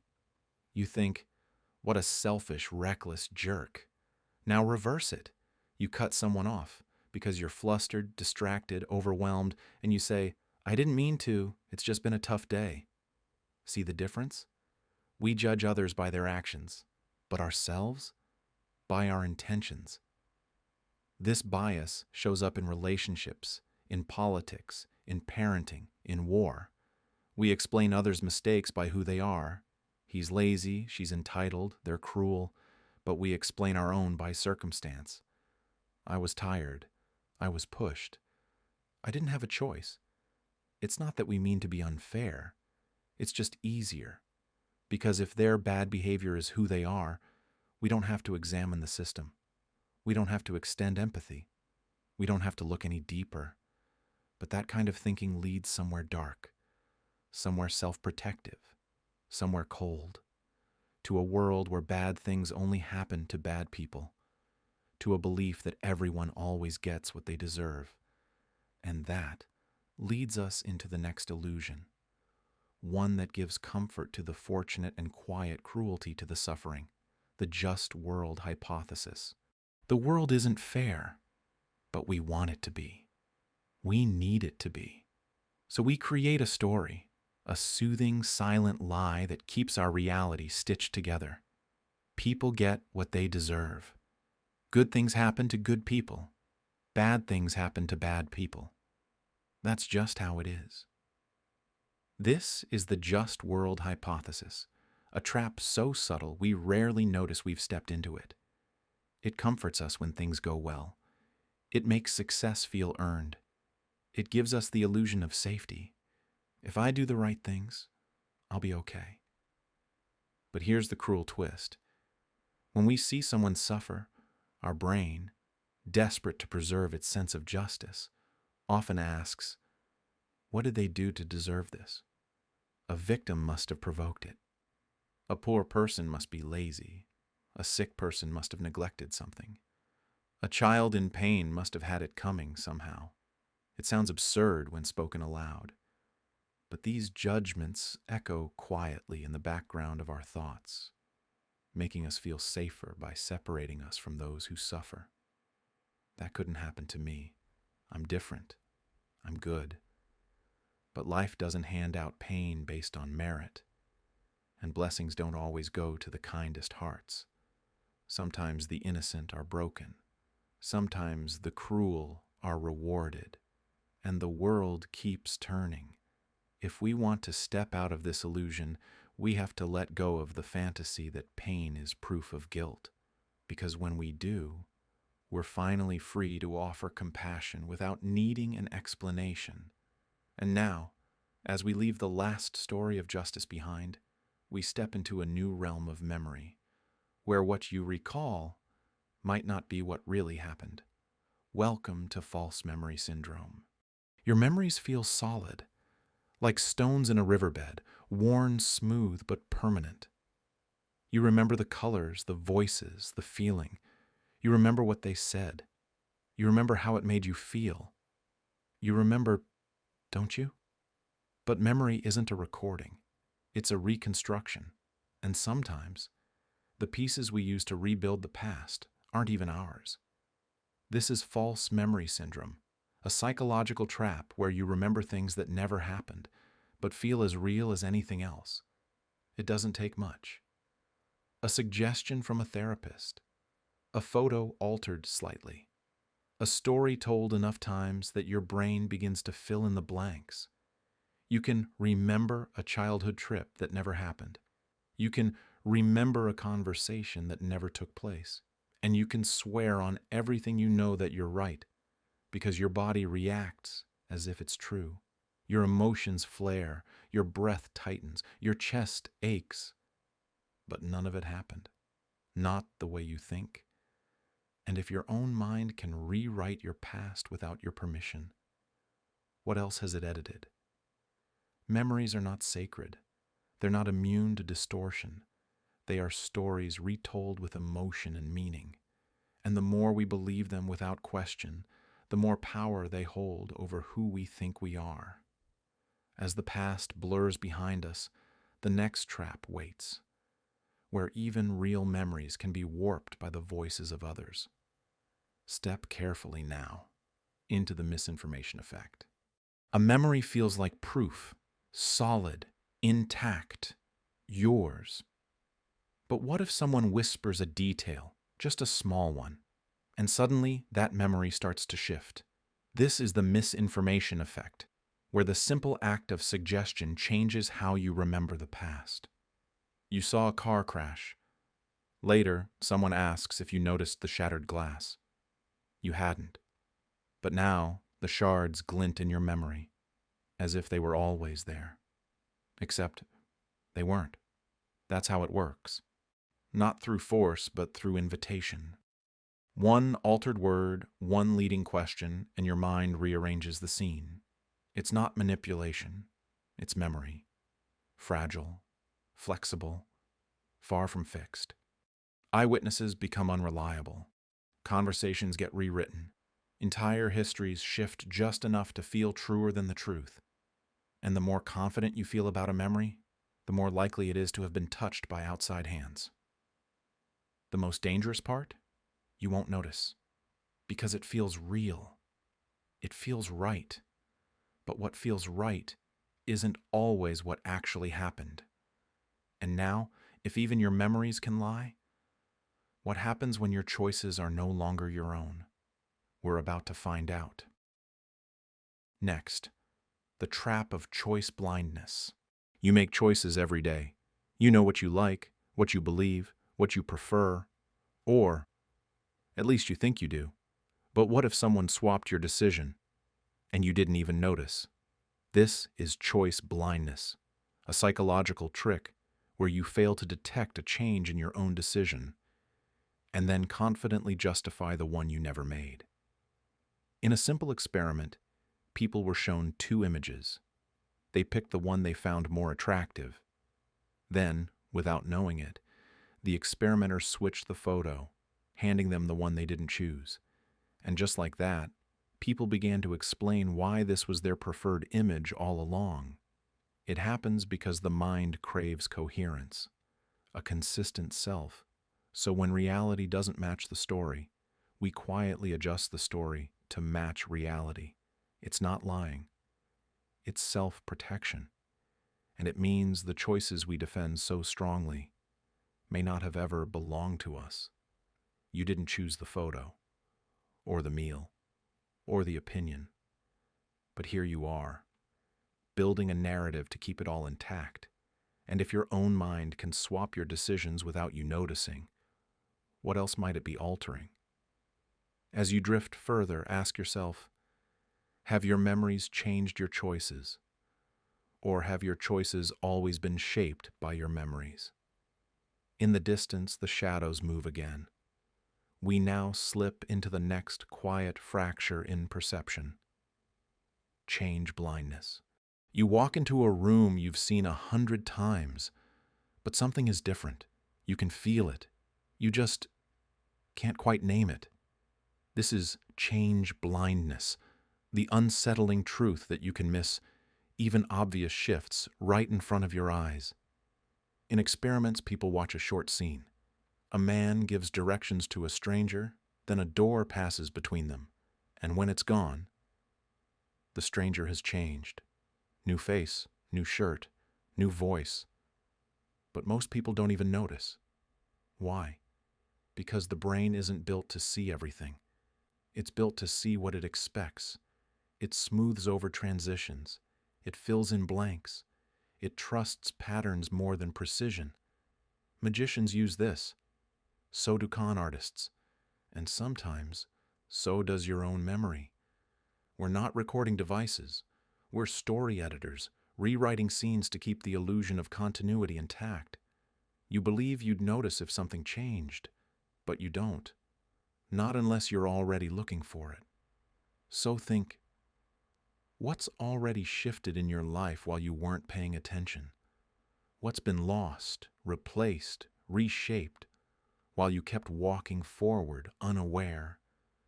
And if even your awareness can be deceived, what else might you fail to see? There's more to miss than meets the eye. And in the next illusion, it's not just change that goes unseen, but everything else. We enter the darkness of inattentional blindness. You stare straight ahead, eyes open, focused, and yet somehow you miss the most obvious thing in the room. This is inattentional blindness, when your brain is so focused on one task that it blocks out everything else. The most famous example? A video. People passing a basketball. You're told to count the number of passes made by those in white shirts. You concentrate. You count. Then at the end, the narrator asks, "Did you see the gorilla?" Wait, what gorilla? Because yes, in the middle of the video, a person in a full gorilla suit walks through the scene, beats their chest, and leaves, and nearly half of viewers never see it. Because attention is like a spotlight. It illuminates what you aim at, but leaves everything else in shadow. So when you're laser-focused on work, you might miss a friend who needed help. When you're consumed by a worry, you might not notice the opportunity walking right by. You think you see the world, but most of it, your brain never even lets you notice. And now that you know that, what else might you be missing? Simply because you weren't looking. Some illusions are hidden in plain sight, and some are handed to you, only to be replaced before you even realize. That's where we go next, to the slippery trick of choice blindness. You think you remember it clearly. The meal you ate, the person you spoke to, the exact words that were said. But memory doesn't work like a video recording. It's a living story, one that changes with every retelling. And the more emotional the moment, the more the story warps. This is recall bias, the mental trap where we unintentionally reshape our memories to fit a more convenient or emotionally satisfying narrative. We don't mean to do it. It happens quietly, our minds reaching for clarity and instead manufacturing certainty. Say you fall ill after a long day. Your mind goes back through the hours like a detective, but you don't search for truth. You search for blame. Maybe it was that sandwich, you tell yourself. Yeah, that tasted off. Suddenly that sandwich becomes the villain, even though it might have had nothing to do with what happened. In studies, people who've experienced trauma tend to recall warning signs that were never there. And in medical research, patients often misremember behaviors or symptoms in a way that makes the outcome feel more justified. Our brains don't lie maliciously. They just crave a cause that makes sense. But the danger is this. If your memory is biased, your conclusions are biased too. You might avoid something harmless. You might repeat a mistake because you remembered it wrong. You might hold a grudge that was built on a memory that never really happened. And sometimes, that faulty memory becomes the seed of a belief that grows and twists, changing how you see yourself or others. So if memory is that fragile, what else have we misremembered without knowing? Well, that question brings us gently into the next distortion, the spacing effect, and how forgetting might actually be the secret to remembering. We often think that the key to remembering something is repetition. Say it over and over, drill it into your brain. But memory doesn't work on brute force. It works on rhythm, on timing, on space. This is the spacing effect, a psychological phenomenon where information is better retained when it's reviewed across spaced intervals rather than all at once. It's why cramming the night before rarely works. It's not about how many times you study. It's about how long your brain gets to forget and then remember again. When you give your mind space, it begins to consolidate knowledge. Each return to the information isn't just review, it's reinforcement, like strengthening a path through a forest. Walk it too many times in a row, the path floods and erodes. But walk it across days, it settles, deepens, becomes part of the terrain. The spacing effect doesn't just apply to facts or dates. It shapes how we form habits, how we hold on to wisdom, how we absorb life's lessons. A mistake repeated too soon becomes noise, but a lesson revisited after time becomes insight. And yet, we resist it. We feel guilty when we pause. We think forgetting is failure. But forgetting, then remembering, is how memory becomes resilient. So maybe the secret to holding on isn't to try harder. Maybe it's to rest, to allow gaps, to trust that real memory grows in cycles, not sprints. And as we ease into that idea of forgetting on purpose, we arrive at something more subtle, suggestibility, and how the mind doesn't just forget, it sometimes accepts what was never true to begin with. Memory feels like something solid, something private, untouchable. A recollection is supposed to be sacred, isn't it? Yours alone.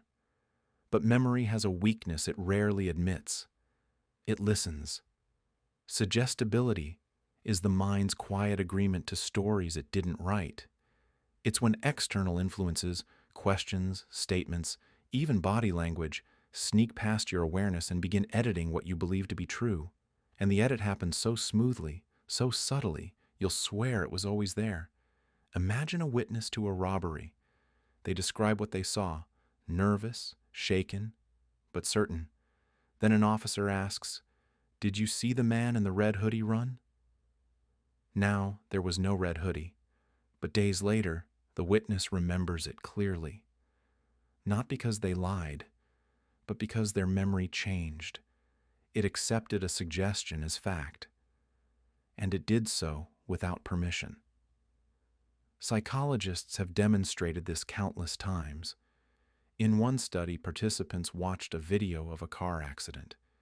When asked how fast the cars were going when they smashed into each other, people recalled higher speeds and more damage than those asked when the cars simply hit. Just one word, and the story shifted. This doesn't just happen in courtrooms. It happens at dinner tables, in therapy offices, in classrooms, even in your own reflections. If someone repeats something often enough with confidence, it can become a part of your personal history, especially if it makes emotional sense. Suggestibility is powerful because it doesn't feel like manipulation. It feels like clarity, like remembering something you thought you forgot. But what if that memory was never yours to begin with? And here's where it gets even more uncomfortable. The more vivid and emotionally charged a false memory is, the more deeply it embeds.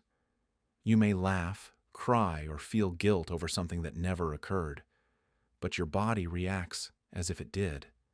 That's the terrifying gift of the human mind. It doesn't just store information. It creates experience. So how do you defend yourself against this subtle rewriting of reality? First, be cautious of confidence, both yours and others. Second, understand that memory is reconstructive, not reproductive. And finally, learn to pause when a new memory suddenly clicks into place. Ask, where did this come from? Who gave it to me? And is it mine? Because from here, we slide into even stranger territory. When the story isn't just suggested by someone else, it's borrowed entirely. Welcome to cryptomnesia. You sit with a pen in your hand, an idea flickering to life in your mind. It feels fresh, original, yours. You write it down, satisfied. But weeks later, someone points out. It sounds oddly familiar. You brush it off. Coincidence, maybe, until it nags at you. Then you realize you've heard it before, from a book, a lecture, a conversation years ago, and now it's back, but without its label, without its source. It felt like a creation, but it was a memory in disguise. This is cryptomnesia, when your brain mistakes recollection for invention. It's not theft. It's not deceit. It's a psychological blind spot where the line between memory and originality quietly vanishes. Your brain doesn't always tag memories with where or who. It stores impressions, ideas, fragments. And when those fragments resurface, the context is often gone, but the content remains. And so you mistake an echo for a thought. Cryptomnesia can be harmless, like repeating a joke you forgot you heard. But it can also shape careers. A musician swears they composed a melody from scratch, unaware it's nearly identical to a song from childhood. An author pens a story that mirrors a plot they read long ago. The danger lies not in the act, but in the conviction. You're sure it was yours. And when that belief is strong, correction feels like accusation. It happens more often than we realize, because memory isn't a filing cabinet, it's a collage. And sometimes the source of a piece fades, leaving us to believe we built the entire picture. So next time a brilliant idea appears out of nowhere, ask yourself gently, have I heard this before? Felt this before? Was this moment planted by someone else and returned in my own voice? Because in the next layer, memory doesn't just whisper in disguise. It roars with clarity and still deceives you. Let's step into flashbulb memory distortion. There are moments that carve themselves into your memory with crystal clarity. You remember where you were, what you were wearing, who you were with, the sound in the room, the feeling in your chest. The world stood still, and you swear you'll never forget. This is a flashbulb memory, vivid, emotional, unforgettable. But here's the twist. While you feel certain, the memory itself might be wrong. That's the trick of flashbulb memory distortion. It doesn't mean you imagined the event. It means the details you hold most tightly, the ones that feel sharp and unshakable, might have quietly shifted over time. Because emotion sharpens the moment, but it also distorts it. You fill in blanks with what feels right. You remember what should have happened, what matches the story your mind created. And the more often you recall it, the more it changes. Repetition doesn't reinforce accuracy. It just cements belief. You can ask 10 people where they were during a shared historic event, and you'll get 10 confident answers, each vivid, detailed, and different. But no one is lying. They're just remembering through the lens of emotional impact, not factual precision. This distortion isn't a flaw. It's a reflection of how deeply we feel experiences and how badly we want them to make sense. So when you find yourself clutching tightly to the past, convinced of every detail, ask, am I remembering the moment? Or just the version that comforts me most? Because memory isn't a camera, it's a painter. And every time we return to the canvas, the brushstrokes shift just a little. And now, as we step away from the tricks of memory, we begin to see how our sense of self is shaped by the people around us. Not just what we recall, but where we belong. Let's begin. Ingroup bias. You walk into a room of strangers, and without even trying, your mind begins scanning. Who looks like you? Who dresses like you? Who might share your background, your taste in music, your favorite sports team? You don't do it on purpose. It just happens. That's the quiet influence of in-group bias, our instinct to favor those we see as one of us. We extend more trust, more empathy, more generosity to people who feel familiar, even if we've just met. A shared language, a similar opinion, a matching uniform, that's all it takes. And the bias isn't always loud. It doesn't need to scream to control us. Sometimes it's just a gut feeling, a tilt of the head, a vote of confidence, a little extra grace for someone who reminds you of you. But here's the danger. When we favor those in our group, we automatically create an other. And once someone becomes the outsider, our empathy narrows. We question their motives. We minimize their pain. We see them as less. Even when the group lines are arbitrary, even when the stakes are small, this bias creeps in, from playgrounds to boardrooms, from casual friendships to national policies. It fuels division, even when we think we're being fair. And the hardest part, we almost never notice we're doing it, because it feels like justice. It feels like truth. But maybe what we feel isn't fairness. It's just comfort disguised as clarity. And as we begin to question that comfort, a new illusion rises. The idea that those outside our group are all the same. Let's look closer. Outgroup homogeneity bias. So now you've found your group. Maybe it's your culture, your beliefs, your neighborhood, your generation. Whatever it is, it feels like home. Inside this circle, there's warmth, diversity, a sense of individuality. You know the people here, their nuances, their contradictions. Some are loud, some quiet, some brave, some cautious. They're different, like you. But then you look outward, toward them, the ones outside your group, and suddenly everything becomes simplified. They all think the same. They all act the same. They're all wrong or selfish or misinformed. That's outgroup homogeneity bias, a distortion of perception that convinces us others are more alike than they truly are. It flattens people into categories. It swaps complexity for caricature. And it whispers, you already know who they are. You don't need to look closer. It happens with race, religion, politics, hometowns, generations, even coffee orders.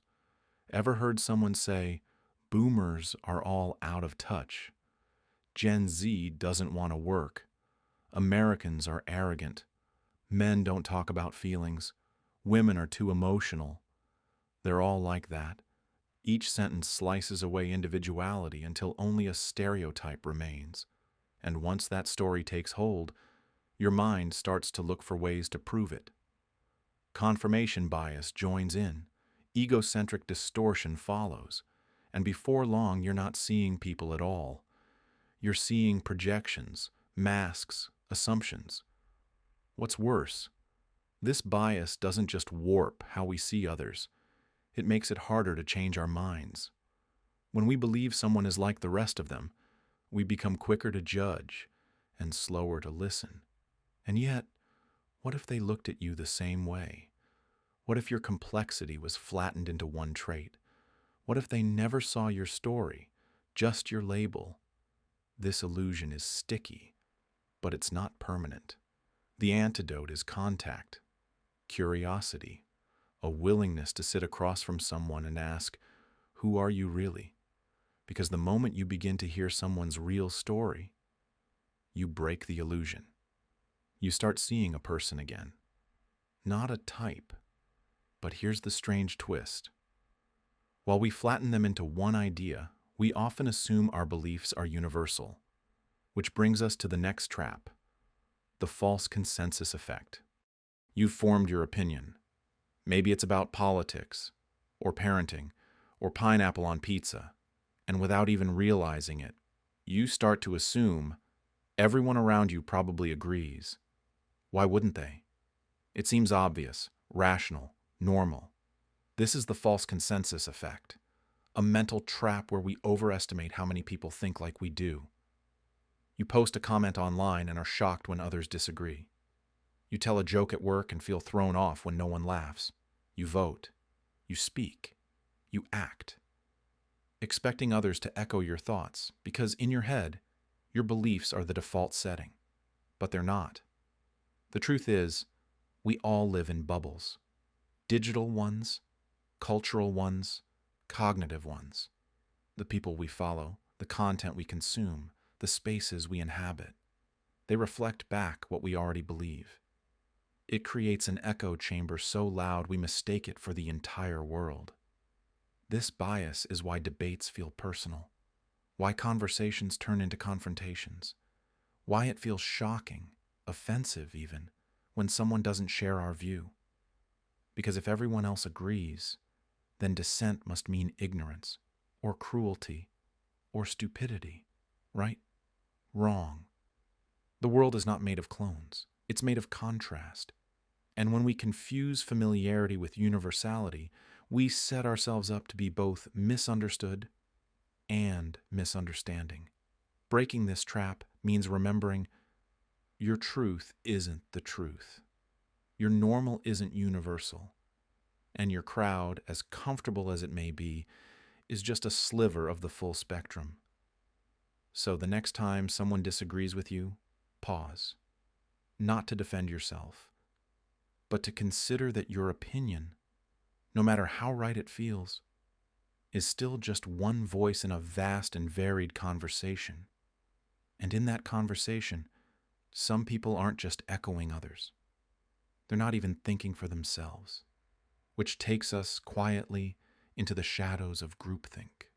A room full of agreement can feel safe, comforting, unified, like maybe, finally, everyone is on the same page. But what if that agreement isn't real? What if it's fear? What if it's pressure?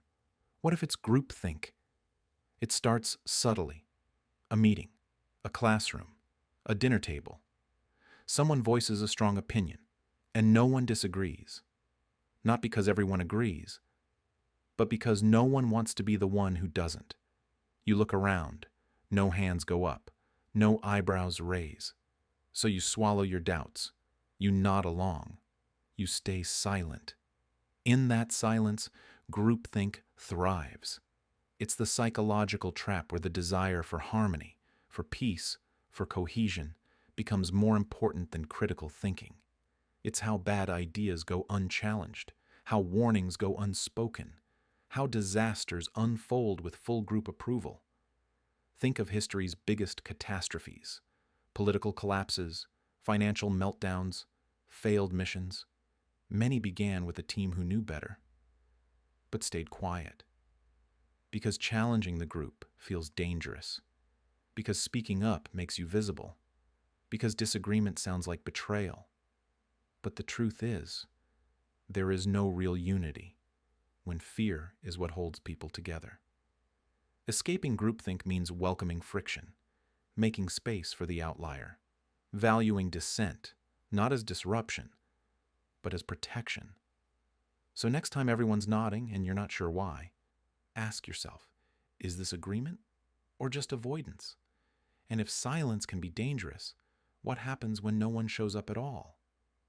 That brings us to the haunting quiet of social loafing. You've probably felt it.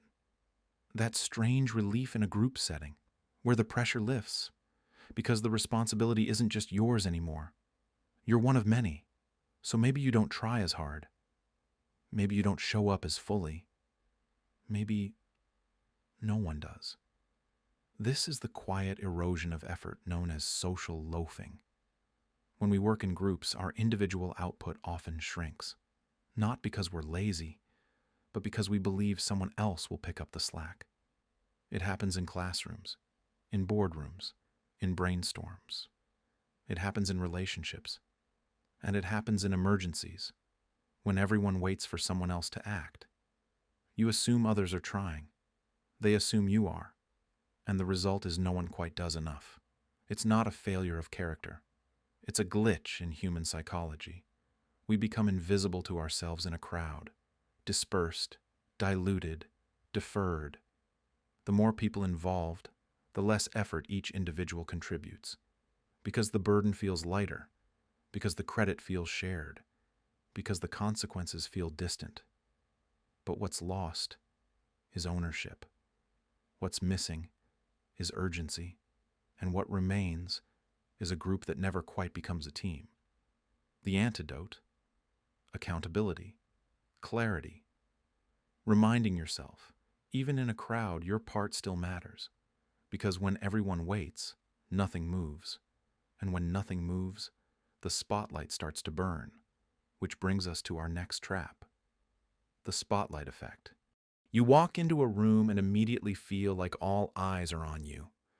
Maybe you tripped slightly, stumbled on your words, or wore something you now regret.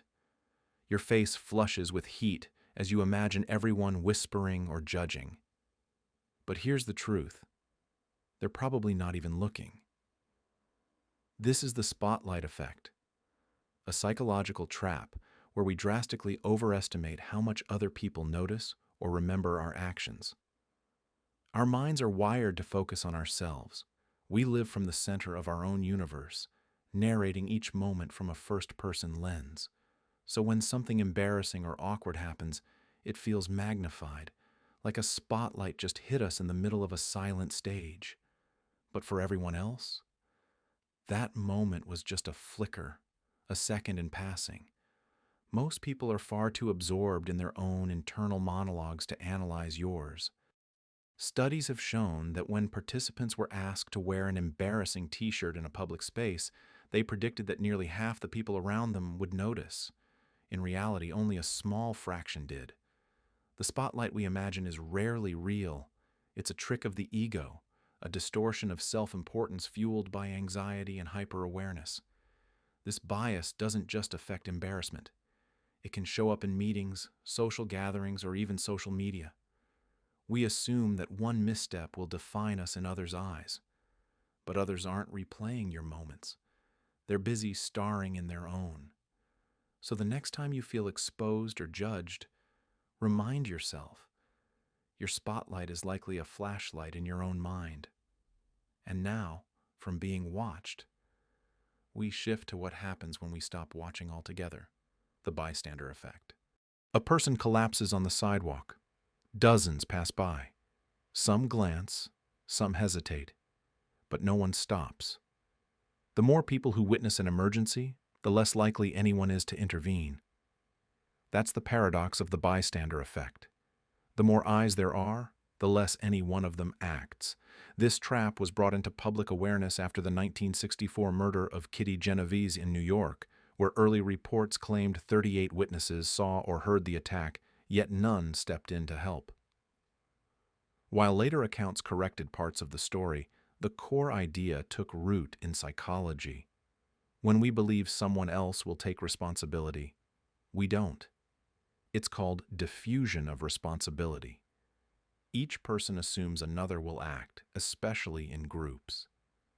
The situation doesn't feel personal, so urgency fades.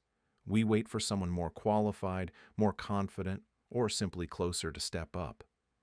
And as each second ticks by, action feels harder to justify because now it's been too long. Even outside emergencies, the bystander effect shows up. In workplaces where injustices go unchallenged, in schools where bullying is witnessed but ignored, in online spaces where cruelty is met with silence. But here's the twist. When just one person breaks the script, moves forward, says something, does something, the entire dynamic shifts. Responsibility snaps into focus. The bystander becomes the helper, and the illusion breaks. So next time you feel yourself freeze in the presence of others, don't ask, why isn't anyone doing something? Ask, what if I'm the one? And from what we ignore together, we now move to what we pretend not to know, even when it's right in front of us. Pluralistic ignorance. You're sitting in a classroom. The professor just explained something complicated. You didn't fully get it. But you look around, and everyone else seems calm, maybe even nodding. So you stay quiet. They must get it, you think. I'm probably the only one confused. But here's the twist. They're thinking the same thing. This is pluralistic ignorance, a psychological trap where each person privately disagrees, misunderstands, or feels unsure, but wrongly believes everyone else is on the same page. So no one speaks, no one challenges, no one asks the question that everyone needs answered. We assume others are confident, so we silence our doubt. We assume others agree, so we swallow our discomfort. And slowly, collective inaction becomes a false agreement, built on nothing but silence and assumption. It happens in classrooms, in relationships, in entire societies. We laugh at jokes we don't find funny. We pretend to understand values we don't share, and we comply with norms we wish we could question, because we believe everyone else already agrees. But most people are waiting for someone else to say it first. Pluralistic ignorance teaches us that conformity doesn't always come from agreement. It often comes from fear. The fear of being the only one who speaks up, only to find out you weren't alone at all. And that fear, left unspoken, breeds another bias, one rooted in quiet comparison, private judgment, and the aching question, am I falling behind or just falling short? Which leads us, subtly but deeply, into the next trap, social comparison bias. You scroll through your feed late at night. A friend just got promoted. Another is on vacation. Someone else just bought a house. You don't hate them, but something stirs, a quiet ache, a whisper, am I behind? This is social comparison bias, the trap of measuring our worth against others, often without even realizing it. It's not just envy, it's survival. Our brains are wired to evaluate our place in the social hierarchy. Who's above? Who's below? Where do I stand? But the problem is, we're comparing insides to outsides, our messy fears to their polished highlight reels, their victories to our quiet battles. And it's not always upward comparison. Sometimes we do it in reverse. We compare ourselves to someone struggling and feel a little relief, a tiny hit of superiority, and we tell ourselves we're doing okay just because someone else isn't. This bias isn't about truth. It's about reassurance. We use others as mirrors, except the reflections are warped. Social comparison fuels resentment, insecurity, and sometimes even sabotage. Studies show we're less likely to support people who outperform us, especially when they remind us of ourselves. That's why friendships strain. That's why teams fracture. That's why jealousy hides behind forced smiles. But none of us are running the same race. And still we punish ourselves for not crossing their finish lines. And when we do, when we've had enough of comparing and losing and pretending to be okay with it, we crave stability, predictability, familiarity, even if it means staying stuck in place, which quietly drifts us toward the next trap, status quo bias. You've thought about quitting, about moving, about saying what's really on your mind, but then you don't. Not because you're certain it's the right choice to stay, but because it's easier not to change. This is status quo bias, the psychological pull to stick with what we know, even when it isn't serving us, even when it's slowly draining us. We tell ourselves it's not the right time, not the worst situation, not that bad. So we stay, in old routines, in jobs that dull us, in relationships we've outgrown, in beliefs that were handed to us instead of chosen. Change feels risky, unfamiliar. But what we forget is, so does staying the same. Status quo bias is comfortable. That's what makes it dangerous. It doesn't scream, it whispers. It tells us that effort isn't worth it, that discomfort means danger, that we should wait just a little longer, but eventually, that little longer becomes years, and years become a life we never really chose, just one we settled into because it was easier than disrupting the pattern. This bias doesn't just shape individual lives, it preserves broken systems, it defends harmful traditions, it convinces groups, companies, even entire nations to resist growth because the alternative feels too uncertain. The tragedy of status quo bias isn't that it keeps things stable, it's that it keeps them stagnant. And when we've been still for too long, our mind starts to ache, not just with fear of the unknown, but with a deeper, older fear. What if I never break free? And that leads us into a far more vulnerable place, one where hope can dim into helplessness. Next comes learned helplessness. Learned. There's a moment, quiet, almost invisible, when the fight inside you dims, not because the problem disappeared, but because somewhere along the way, your mind decided resistance was useless. This is learned helplessness. It starts with trying, reaching out, speaking up, hoping, and every time being shut down, ignored, hurt, overlooked, until eventually your brain stops telling you to try. It starts whispering, "Why bother?" Psychologist Martin Seligman saw this in dogs who were shocked without escape. At first they resisted, tried to run, but after enough failure, they just lay down, even when freedom was placed right in front of them. And we do the same. You stop applying for jobs, stop talking in relationships, stop asking for what you need, because you've learned, painfully and quietly, that trying doesn't guarantee change. But not trying, at least it doesn't cost anything more. What makes learned helplessness so dangerous is not just that it freezes action, it freezes belief. It convinces you that power lives outside you, that your role is to endure, not to shape. But here's the truth. Your brain was trying to protect you, not punish you. It gave up not because you're weak, but because it thought it was safer that way. And safety, in this form, becomes a prison. A familiar cage with the door wide open. And when you've lived in that cage long enough, it reshapes how you see yourself. You start believing your limits are fixed. That no matter what you do, you'll never be more than this. Which leads us directly into the next trap.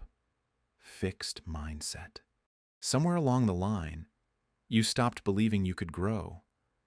Not because you didn't want to, but because you thought growth had already passed you by. You started to think intelligence was fixed, talent was innate, that some people were just born to shine, and you weren't one of them. This is the fixed mindset, a quiet belief that who you are is set in stone. That effort is proof of inadequacy. That struggling means you're simply not good enough. So you avoid risks. You stay in your lane. You protect your ego by shrinking your world. Because if you try and fail, it means you're not capable. But if you never try at all, then your worth stays safely untested. What you might not see is how deeply this mindset poisons potential. You don't ask the question. You don't take the class. You don't step forward.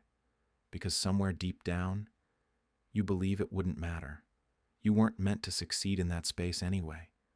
But the truth is, growth isn't a gift.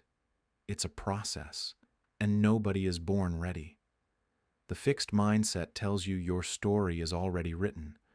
But every time you resist that voice, even just a little, you pick up the pen again. Because the real danger isn't being imperfect. It's being so afraid of being seen as imperfect that you never give yourself the chance to change. And when fear of failure becomes part of your identity, it opens the door to a deeper trap, one that sabotages you before the world ever gets the chance. That next trap is self-handicapping. You say you don't care. You procrastinate. You show up late. You don't study for the test. You don't practice before the big day.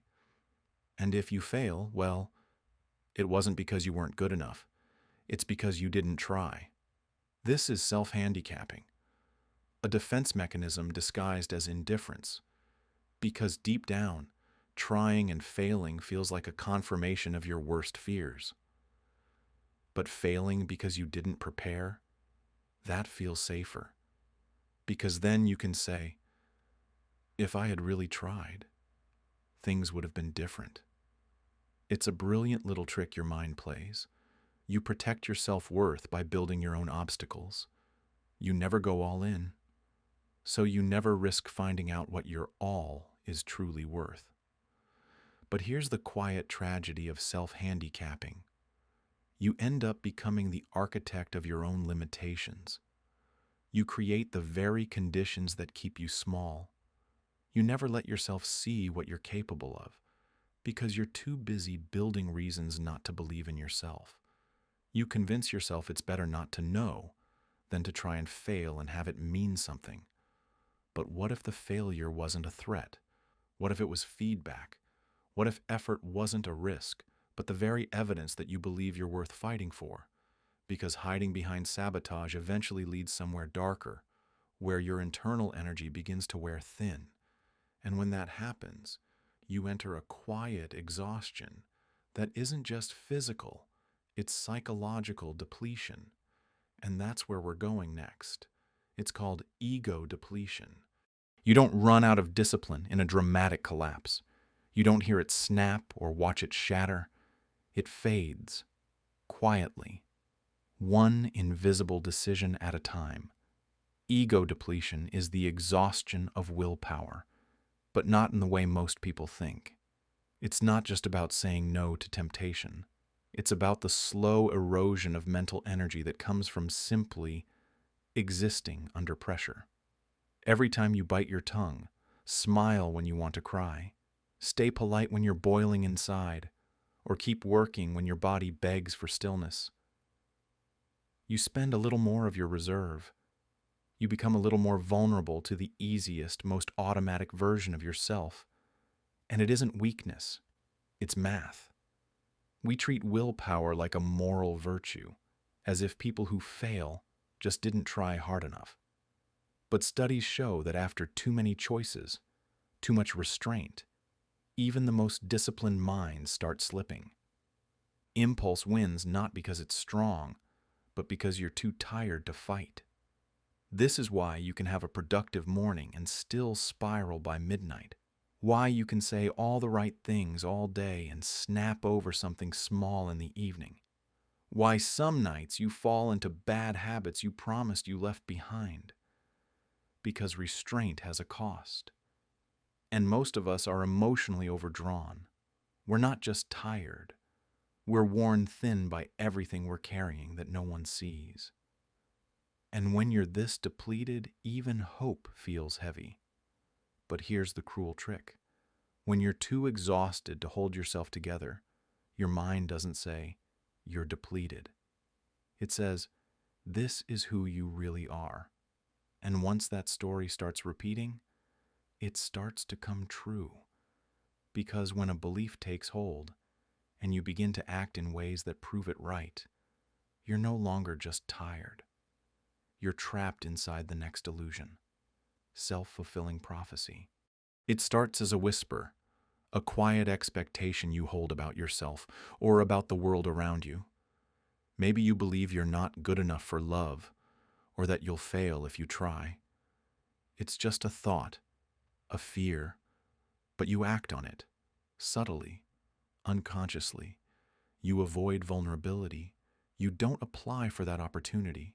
You downplay your successes, and slowly, without meaning to, your behavior begins to shape the very reality you feared. This is the self-fulfilling prophecy, the mind's haunting ability to create truth out of belief. When we expect rejection, we pull away first. When we assume failure, we stop trying. When we believe we're unworthy, we settle for less. The prophecy isn't just a reflection of what we believe. It becomes a script we unknowingly perform. It happens in relationships, too. If you think someone will hurt you, you might test them, push them away, sabotage closeness. And then, when they eventually leave, it confirms what you knew all along. But was it ever truly fate? Or did you build the ending with every small protective choice? The tragedy of the self-fulfilling prophecy is that it often proves the belief wrong, but only after it's too late to undo what's been done. And just when you think your belief is confirmed, that the pattern has returned again, we walk into the next trap, one that quietly blames the victim to protect our sense of control, defensive attribution, defensive. When something bad happens to someone else, we want to understand why, especially if it's something random, painful, or seemingly unfair. A car accident, a breakup, a sudden illness. And without even realizing it, our minds begin to assign reasons, subtle ones, quiet ones, that help us feel like it couldn't happen to us. They must not have been paying attention. I heard they had issues anyway. Maybe they ignored the signs. This is defensive attribution, the bias that leads us to blame victims, not out of cruelty, but out of fear. If we can convince ourselves that bad things happen for a reason, that those who suffer somehow caused it, then we feel safer, protected. We believe that by being better, smarter, more careful, we can avoid their fate. But this illusion of control comes at a cost. It isolates people in pain. It makes suffering feel deserved. It replaces compassion with judgment. And worst of all, it blinds us to the randomness and unpredictability of life. Because sometimes things just happen. We use blame to build walls, but those same walls keep us disconnected. And speaking of disconnection, next, we find ourselves in a distortion where perspective slips, and understanding ourselves becomes even harder. Actor-observer bias. You spill coffee all over the table, and without thinking, you mutter, "Ugh, I've had a long day. I'm just tired." But when someone else does the same, they're so clumsy. They should have been more careful. That tiny gap in judgment, that shift in how we assign blame, is the quiet work of the actor-observer bias. It's a psychological trap where we excuse our own behavior by blaming the situation, while attributing other people's actions to their personality or character. If we're late, it's traffic. If they're late, they're irresponsible. If we snap, we're just stressed. If they snap, they must have a bad temper.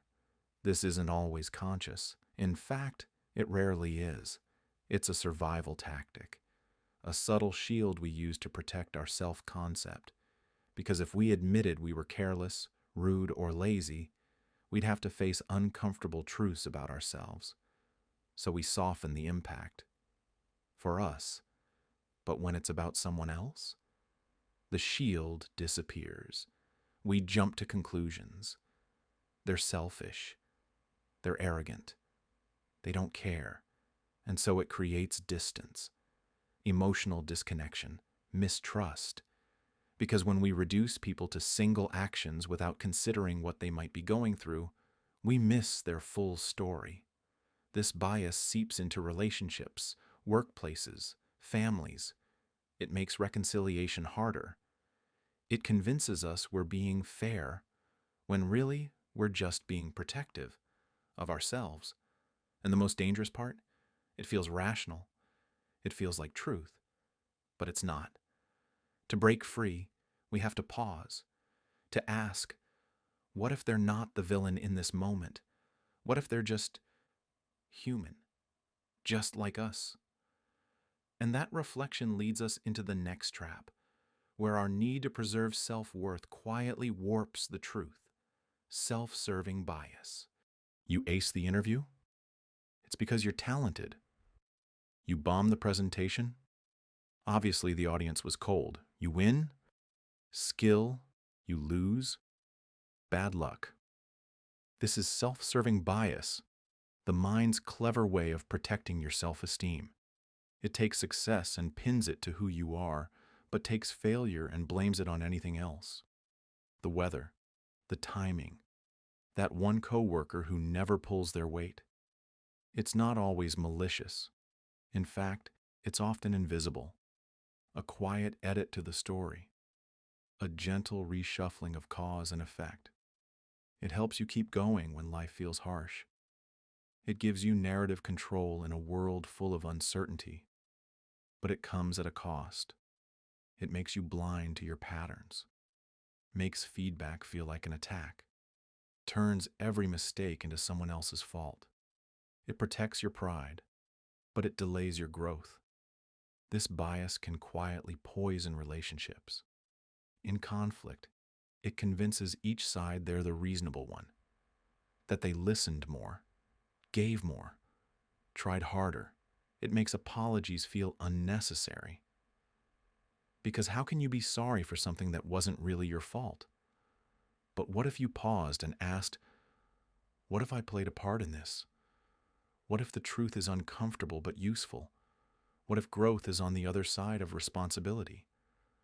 That kind of thinking doesn't just build character, it builds clarity.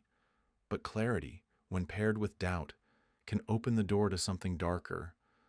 The quiet, persistent fear that maybe you're just pretending. And that takes us right into the next trap. Impostor syndrome. You achieve something big, the job, the award, the praise, and still, a voice whispers, you didn't really earn this. They're going to find out you don't belong. You just got lucky. That's impostor syndrome, the psychological trap that makes success feel like a lie. It doesn't matter how much you've achieved. It doesn't matter how hard you worked. Inside, it still feels like you're faking it, like you've slipped through the cracks of the system and someone's about to catch you. It shows up in quiet self-doubt, in over-preparing, in deflecting compliments, in working twice as hard just to feel half as worthy. And the irony? It strikes the high achievers most, the ones who care deeply, the ones who constantly raise the bar for themselves. Because when perfection is your baseline, anything less feels like failure. Imposter syndrome isn't just a lack of confidence. It's a disconnection from your own story, a refusal to integrate the evidence of your growth. You forget the late nights, the failures you overcame, the resilience it took just to stand where you're standing now.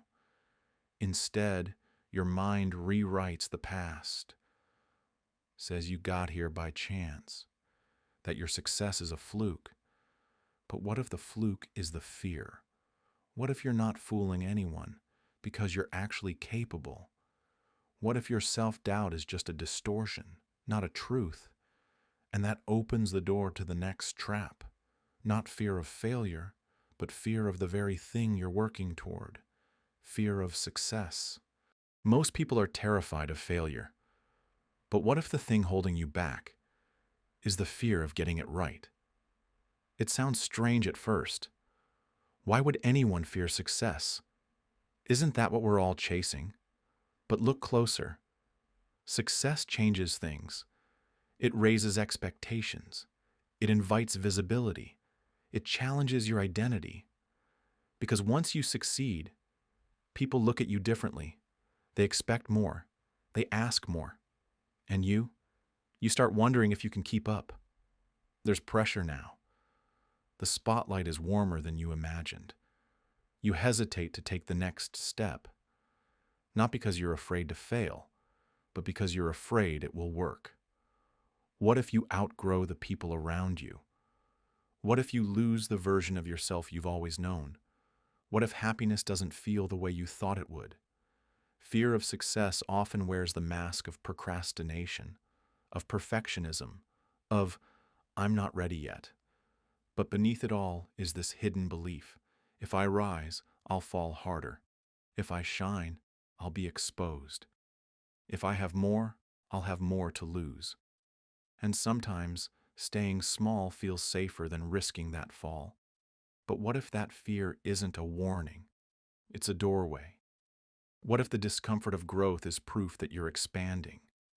What if the life you dream of is on the other side of this resistance? You don't have to fear your own light. You just have to trust that you're allowed to stand in it. And with that, we move into the next shape this fear can take. One that looks like safety, but keeps you stuck.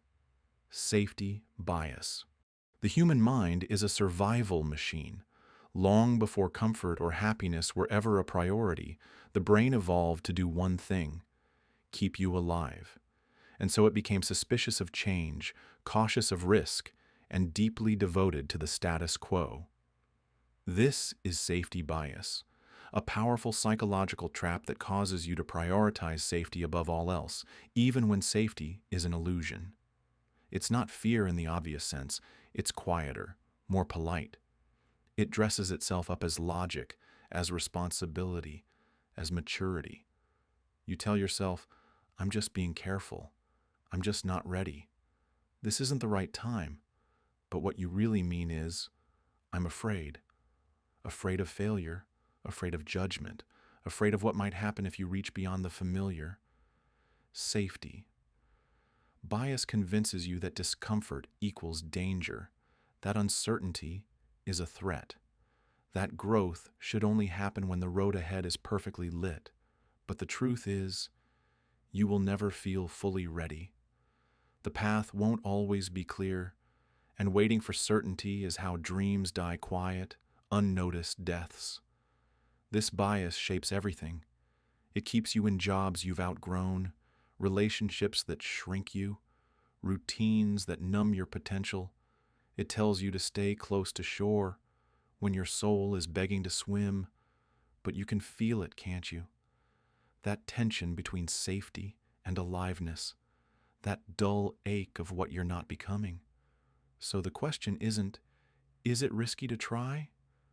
The question is, how risky is it to keep avoiding the life that calls to me? And maybe that's the real danger, not the leap, but the staying still. And from this false sense of safety, we move into its closest companion, a bias that doesn't just fear the unknown, but clings desperately to what we already have. Loss, aversion. Imagine being handed $100. It feels good, an unexpected gift, a small surge of joy. Now imagine losing $100, that sinking feeling in your stomach, the sudden jolt of regret. It's not just unpleasant, it's worse than the happiness you felt when you gained it. This is loss aversion. The psychological bias where the pain of losing something is felt more intensely than the pleasure of gaining it. It's why we hold on to stocks that are plummeting, why we stay in bad relationships, why we resist change, even when the logic tells us we should let go. Our brains are not wired to weigh gains and losses equally. In fact, studies show that losses are psychologically twice as powerful as gains. This means the fear of losing $10 can outweigh the excitement of winning $20. And so we become hoarders of comfort, collectors of what-ifs and at-leasts. We convince ourselves, at least I know what I have. At least it's not worse. At least I'm not starting from zero. But this bias traps us in mediocrity. We hold on, not because something is right, but because letting go feels like failure. We see opportunity, but we hesitate, because to reach for something new means risking what we already have, even if what we already have is keeping us small. Loss aversion doesn't just keep us safe, it keeps us stuck. It whispers that safety is more important than growth, that certainty is better than fulfillment. But maybe what we fear losing was never worth keeping, and sometimes, to protect the little we know, we walk right past the vastness of who we could be. But fear doesn't only whisper when we consider letting go. Sometimes it screams in anticipation of what might go wrong. And that brings us to the next mind trap. Hypervigilance. You're lying in bed, the doors are locked, the lights are off, there's no threat in sight, but your mind is scanning, searching, waiting for something to go wrong. This is hypervigilance, a psychological state where the brain remains on constant alert, as if danger is always just around the corner. It's not paranoia, it's not imagination. It's what happens when your nervous system never got the message that the war is over. Hypervigilance often grows out of trauma, a childhood where moods shifted like storms, a past where safety had conditions, a life where danger wasn't always visible, but always present. So now, even in silence, you listen for alarms. Even in peace, you brace for chaos. Even in love, you prepare for abandonment. The body tightens. The breath shortens. You might call it anxiety. But really, it's survival on autopilot. You analyze facial expressions too deeply. You over-prepare for conversations. You anticipate disappointment before it arrives. Because if you can see it coming, maybe you can stop it. But hypervigilance doesn't keep us safe. It keeps us exhausted. It burns through energy, through joy, through presence. It creates problems that aren't there, just to keep the illusion that we're in control. And when you're always bracing for impact, you never learn how to rest. You never get to feel what safety actually feels like. But here's the twist. When everything feels like a potential catastrophe, even small setbacks become unbearable. And that leads us into the next trap, catastrophizing. A friend doesn't text you back. Your mind races. They must be angry. You must have done something wrong. This is the beginning of the end. One mistake at work, you're getting fired, one weird symptom, it's probably something serious. You're dying, for sure. Catastrophizing is the mental habit of expecting the worst, not just worrying, but imagining the most extreme, irreversible outcome as if it's already unfolding. It's not logic, it's a reflex. This trap isn't just about being dramatic. It's about a brain that's learned that safety lies in preparation. If you imagine the worst, you won't be blindsided. If you feel the pain now, maybe it won't hurt as much later. But here's the cost. Catastrophizing stretches anxiety into the future and drags it into the present. It robs you of peace in moments that haven't even happened. It turns molehills into mountains and worry into prophecy. Your nervous system becomes a time traveler, reliving imaginary disasters that may never come. And in the process, your body tenses, your breath shallows, and your reality shrinks. Because how can you enjoy what's good if your mind is always rehearsing loss? And what if the storm you're preparing for never arrives? But when black and white thinking joins in, when you believe it's either perfect or ruined, that's when catastrophizing becomes a worldview. So let's walk into the next trap together. Black and white thinking. It's either all good or all bad.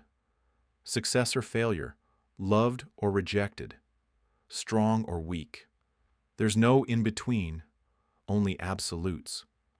Black and white thinking, also known as all or nothing thinking, is the mind's shortcut to certainty. It gives you a clear answer when life feels complicated, but clarity doesn't always mean truth. Sometimes it's just fear wearing a uniform. This trap shows up when you mess up once and tell yourself you always ruin everything. When someone disappoints you and suddenly they're the worst person in your life. When one bad moment defines your entire day or your entire self. Your mind says, if I'm not perfect, I'm a failure. If they don't love every part of me, they must not love me at all. If I feel anxious, it means I'm broken. But life is rarely so neat. You can be growing and struggling, loved and still lonely, brave and still afraid. Things can be imperfect and still worth holding on to. This way of thinking keeps you stuck in extremes. It demands perfection before permission to rest. And it turns healing into a pass-fail test you're destined to flunk. The danger of black and white thinking is that it leaves no room for the gray. And in that gray, that messy, nuanced, ever-changing middle, is where real life happens, where real healing begins. So if your mind says you have to choose between being okay or being hopeless, between being worthy or being flawed, pause. Ask who taught you that the middle wasn't enough. Because next comes the trap that disguises feelings as fact. Let's talk about emotional reasoning. If I feel it, it must be true. That's the silent agreement your mind makes when you fall into emotional reasoning. You wake up feeling worthless, so you assume you are. You feel anxious before a meeting, so you believe something must be wrong. You feel unloved, so you're convinced no one cares. The emotion becomes the evidence. But feelings aren't facts. They're messengers, not verdicts. They rise from memory, trauma, stories we were told, and fears we never learned to name. They carry weight, but not always truth. This trap is powerful because it feels honest. After all, how can something that hurts this much not be real? But emotional intensity isn't the same as accuracy. The more distressed you feel, the more persuasive the lie becomes. Your heart says, "I'm afraid, so I must be in danger. I'm ashamed, so I must be bad. I'm overwhelmed, so I must be failing." But emotion is just one voice in the room, and it's not always the wisest one. Emotional reasoning turns the volume up on your fear and turns it down on your logic. It drowns out perspective. It makes today's feeling look like tomorrow's truth, and it tricks you into trusting a storm as a compass. So what do? You pause. You name the feeling. You ask where it came from. And you gently remind yourself, this is a feeling, not a fact. It can move through me. It doesn't have to define me. Because the next trap we fall into is one where everything becomes personal, even when it's not. Up next is personalization. It must be my fault. When something goes wrong, someone's upset, plans fall through, the silence in the room thickens, you don't ask what happened. You ask, what did I do? This is the trap of personalization, where you make yourself the center of blame for things far beyond your control. Your friend seems distant. You assume you said something wrong. A partner is in a bad mood. You conclude it's because of you. You didn't get the job. You replay every word you said in the interview. It couldn't possibly just not be about you. But here's the truth. Not everything is a reflection of your worth.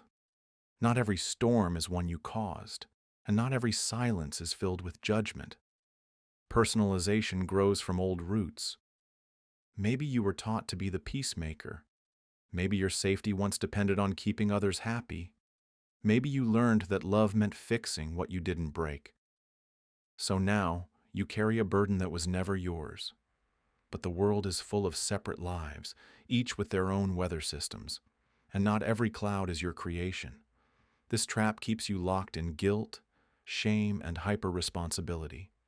It makes you apologize for things you never did. It makes you shrink yourself just to avoid being the cause of discomfort. And it makes you forget how many things are simply not yours to carry. So if your instinct is to take the blame, pause. Ask yourself, is this actually about me, or am I making it mine because it's easier to blame myself than to sit with uncertainty? Because next comes a trap dressed as discipline. One that sounds like high standards but feels like quiet punishment. Let's talk about should statements. Should. You should be better by now. You should have known. You should be stronger, faster, calmer, happier. These words echo like rules carved into stone, but no one remembers who wrote them. Should statements are one of the most exhausting mental traps we fall into. They sound like motivation, but they feel like judgment. They masquerade as guidance, but they quietly enforce shame. You wake up and think, I should get more done today. You feel sad and think, I shouldn't feel this way. You succeed and whisper, I should have done more. Every moment becomes a measuring stick. And no matter what you do, you always fall short. But who says you should? Where did these rules come from? Was it your parents, your teachers, your culture? Was it survival, disguised as ambition? These statements don't push you forward. They drag you. They create an invisible gap between where you are and where you believe you're supposed to be. And that gap becomes suffering. There is no peace in should, only pressure. Only the illusion that if you finally obey all the silent rules, you'll be enough. But healing doesn't begin with should. It begins with presence, with noticing the moment without punishing it, with asking, what do I need? Instead of, what should I be? and right after should comes its quieter sibling, a trap that filters reality through a lens of lack. Next, we step into the distortion of mental filtering. You can hear 10 compliments, but the one criticism is all you remember. That's mental filtering, a trap where the mind becomes a sieve, letting all the light pass through while clinging to the darkness. It's not that good things don't happen. It's that they don't register. Your brain, trained by past wounds or old patterns, has become an expert at scanning for the negative, not because you're weak, but because once you believed noticing the bad could keep you safe. So now, your wins feel small, your joy feels suspicious, your growth feels invisible. You say things like, "Sure, I did okay, but I made that mistake." Or, "They said they liked me, but I could tell they didn't mean it." Or, "This is nice, but it won't last." You become your own unreliable narrator, one who rewrites reality to match your fear, one who dims every light with a yes, and it's exhausting. Not because your life is void of good, but because your mind has built a filter that won't let the good in. The cure isn't blind positivity, it's balance. It's noticing the distortion and gently widening the lens. It's learning to hold both truths, what hurts and what heals. And when the filter sharpens into a single word, a single label, that's when the next trap takes hold. It's time to meet labeling. You make a mistake, and suddenly you're not just someone who made a mistake, you're a failure. You feel anxious, and now you're weak. You forget something, and you're stupid. This is labeling, the mental trap of collapsing your entire identity into a single moment, a single flaw, a single emotion. It sounds like truth, but it's just shorthand, a shortcut your brain takes when it's overwhelmed by complexity. It strips away nuance and reduces your whole humanity into a single word. But here's the truth. You are not lazy. You are tired. You are not broken. You are hurt. You are not worthless. You are healing. Labels are seductive because they offer certainty. They give us something solid to grip onto, even if what we're gripping is shame. And once we wear the label long enough, we begin to believe it. We stop questioning it. We even defend it. But you are not a fixed identity. You are a moving story. You are a process, not a product. The next time your mind tries to name you with something small, ask, is this the whole truth, or just the easiest way to hurt myself? Because behind every label is a deeper fear. And often, that fear has nothing to do with identity, but everything to do with worth. And that takes us quietly into the next illusion. Identity fusion with failure. There comes a moment, quiet, invisible, when failure stops being a thing that happened to you and starts being the thing that defines you. It's not just that you missed the opportunity or made a mistake or fell short. It's that somewhere along the line your brain decided, this must be who I am. You didn't fail at the job. You became unemployable. You didn't get rejected. You became unlovable. You didn't make a mistake. You became the mistake. This is identity fusion with failure. It's not about self-criticism. It's about the collapse of the space between the event and the self. It's about believing that your errors say something permanent about you, something essential. And it often starts innocently. One loss, one shame-drenched comment, one comparison you couldn't win, until failure isn't just part of your story. It becomes the narrator. You begin to expect failure, to plan for it, to find comfort in it, because at least it's predictable. And every time something goes right, there's a voice in the back of your mind whispering, just wait. But here's what that voice doesn't want you to remember. Failure is a moment, not an identity, not a prophecy, not a personality trait. You are not your unfinished projects. You are not the awkward conversation that haunts you. You are not the silence that followed your best effort. The self that made the mistake is not the same self that's here now, because you're always becoming, always revising, always learning how to walk forward without dragging your shame behind you like a second shadow. There's no finish line you have to cross to be worthy of love, no report card that makes you real. You don't have to outperform your past to be enough for the present. You just have to unhook your sense of self from the story that says you only matter when you win. Because real freedom comes when you realize even your worst day is not the full picture, and just as quietly as failure fused with your identity, something else can too. The pressure to keep proving you're enough. But what if your worth was never supposed to be earned? Let's look closer at conditional self-worth. Somewhere along the way, many of us learn a rule we never agreed to. You are only valuable when you're performing, only lovable when you're excelling, only safe when you're needed. It doesn't show up all at once. It slips in like a whisper, after the praise for being a good kid, after the applause when you overachieve, after the approval that always seemed to follow sacrifice. And slowly, worth becomes something you have to earn, not something you simply are. So, you hustle, you perfect, you produce, you say yes when you mean no, you smile when you're crumbling inside. You become everything to everyone, because deep down, a part of you believes that being enough is a condition, not a truth. And when you finally pause, when you're no longer performing, producing, pleasing, the silence feels unbearable. Who are you when you're not helping? Who are you when you're not achieving? And more terrifyingly, will anyone still want you?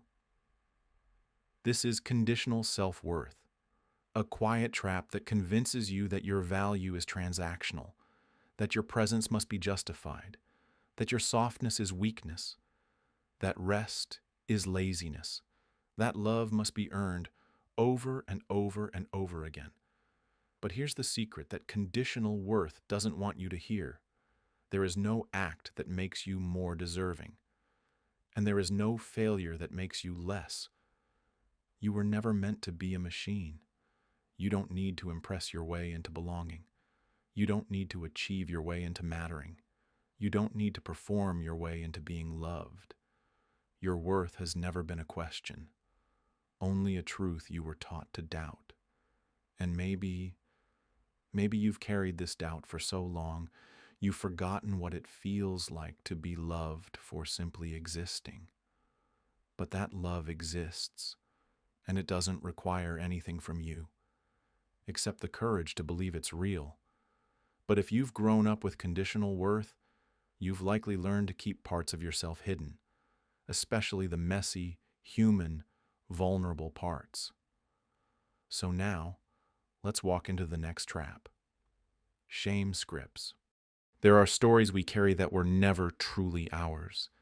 Scripts we inherited before we had the words to question them. They sound like this: I'm too much. I'm not enough. If people really knew me, they'd leave. I always ruin things. I deserve what happened to me. I'm the problem. These are not just thoughts. They are the emotional architecture of shame. Deep, internalized beliefs that feel less like ideas and more like identities. And they don't need to be spoken out loud to take root. They grow in silence. In the moments when you were scolded for crying, when you were ignored for speaking up, when love felt conditional, when your needs were too big or your presence too invisible. In those moments, you didn't just feel shame, you became it. And the brain, trying to protect you, wrote a script. If I'm the problem, at least I can control it. If it's my fault, then maybe I can fix it. And just like that, the shame becomes your compass, guiding your relationships, your risks, your self-worth. You shrink yourself to avoid attention.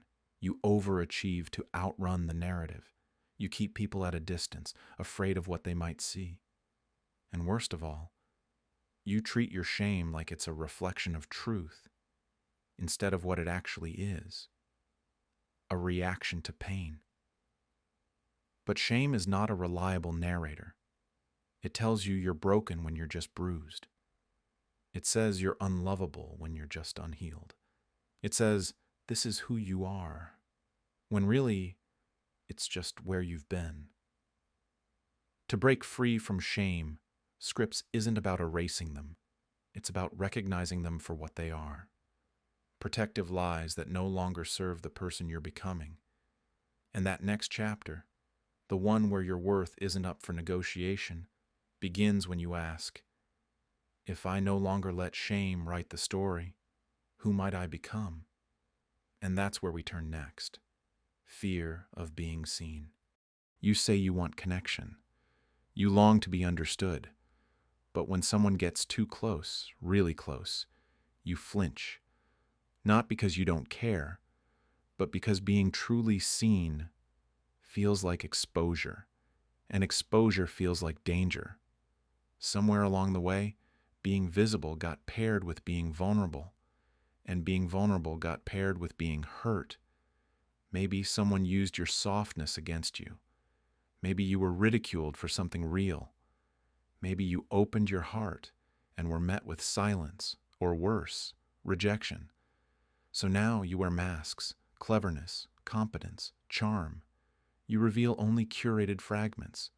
You keep your truth behind locked doors with signs that say, too intense, too weird, too broken, too much. Because if they don't see the real you, they can't reject the real you. That's the logic your fear clings to. But the cost is steep. You might stay safe, but you also stay lonely. Because praise for a version of you that's only half true never quite feels like love. Because even when someone chooses you, there's a voice in the background whispering, they wouldn't if they really knew. Here's the paradox.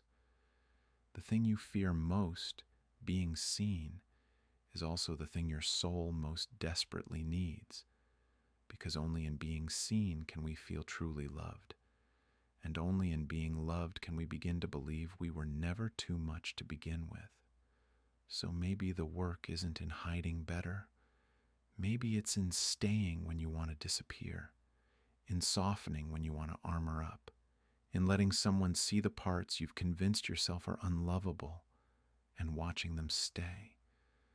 Because what if the thing you fear is actually the path to freedom? Which brings us to the instinct to leave before you're left, preemptive abandonment. Sometimes the fear of being left is so loud you decide to leave first, not with a door slam or a dramatic goodbye, but in smaller ways, a delayed reply, a cool detachment, an unspoken wall. It's not that you don't care, it's that you care so much you can't bear the risk of being abandoned again.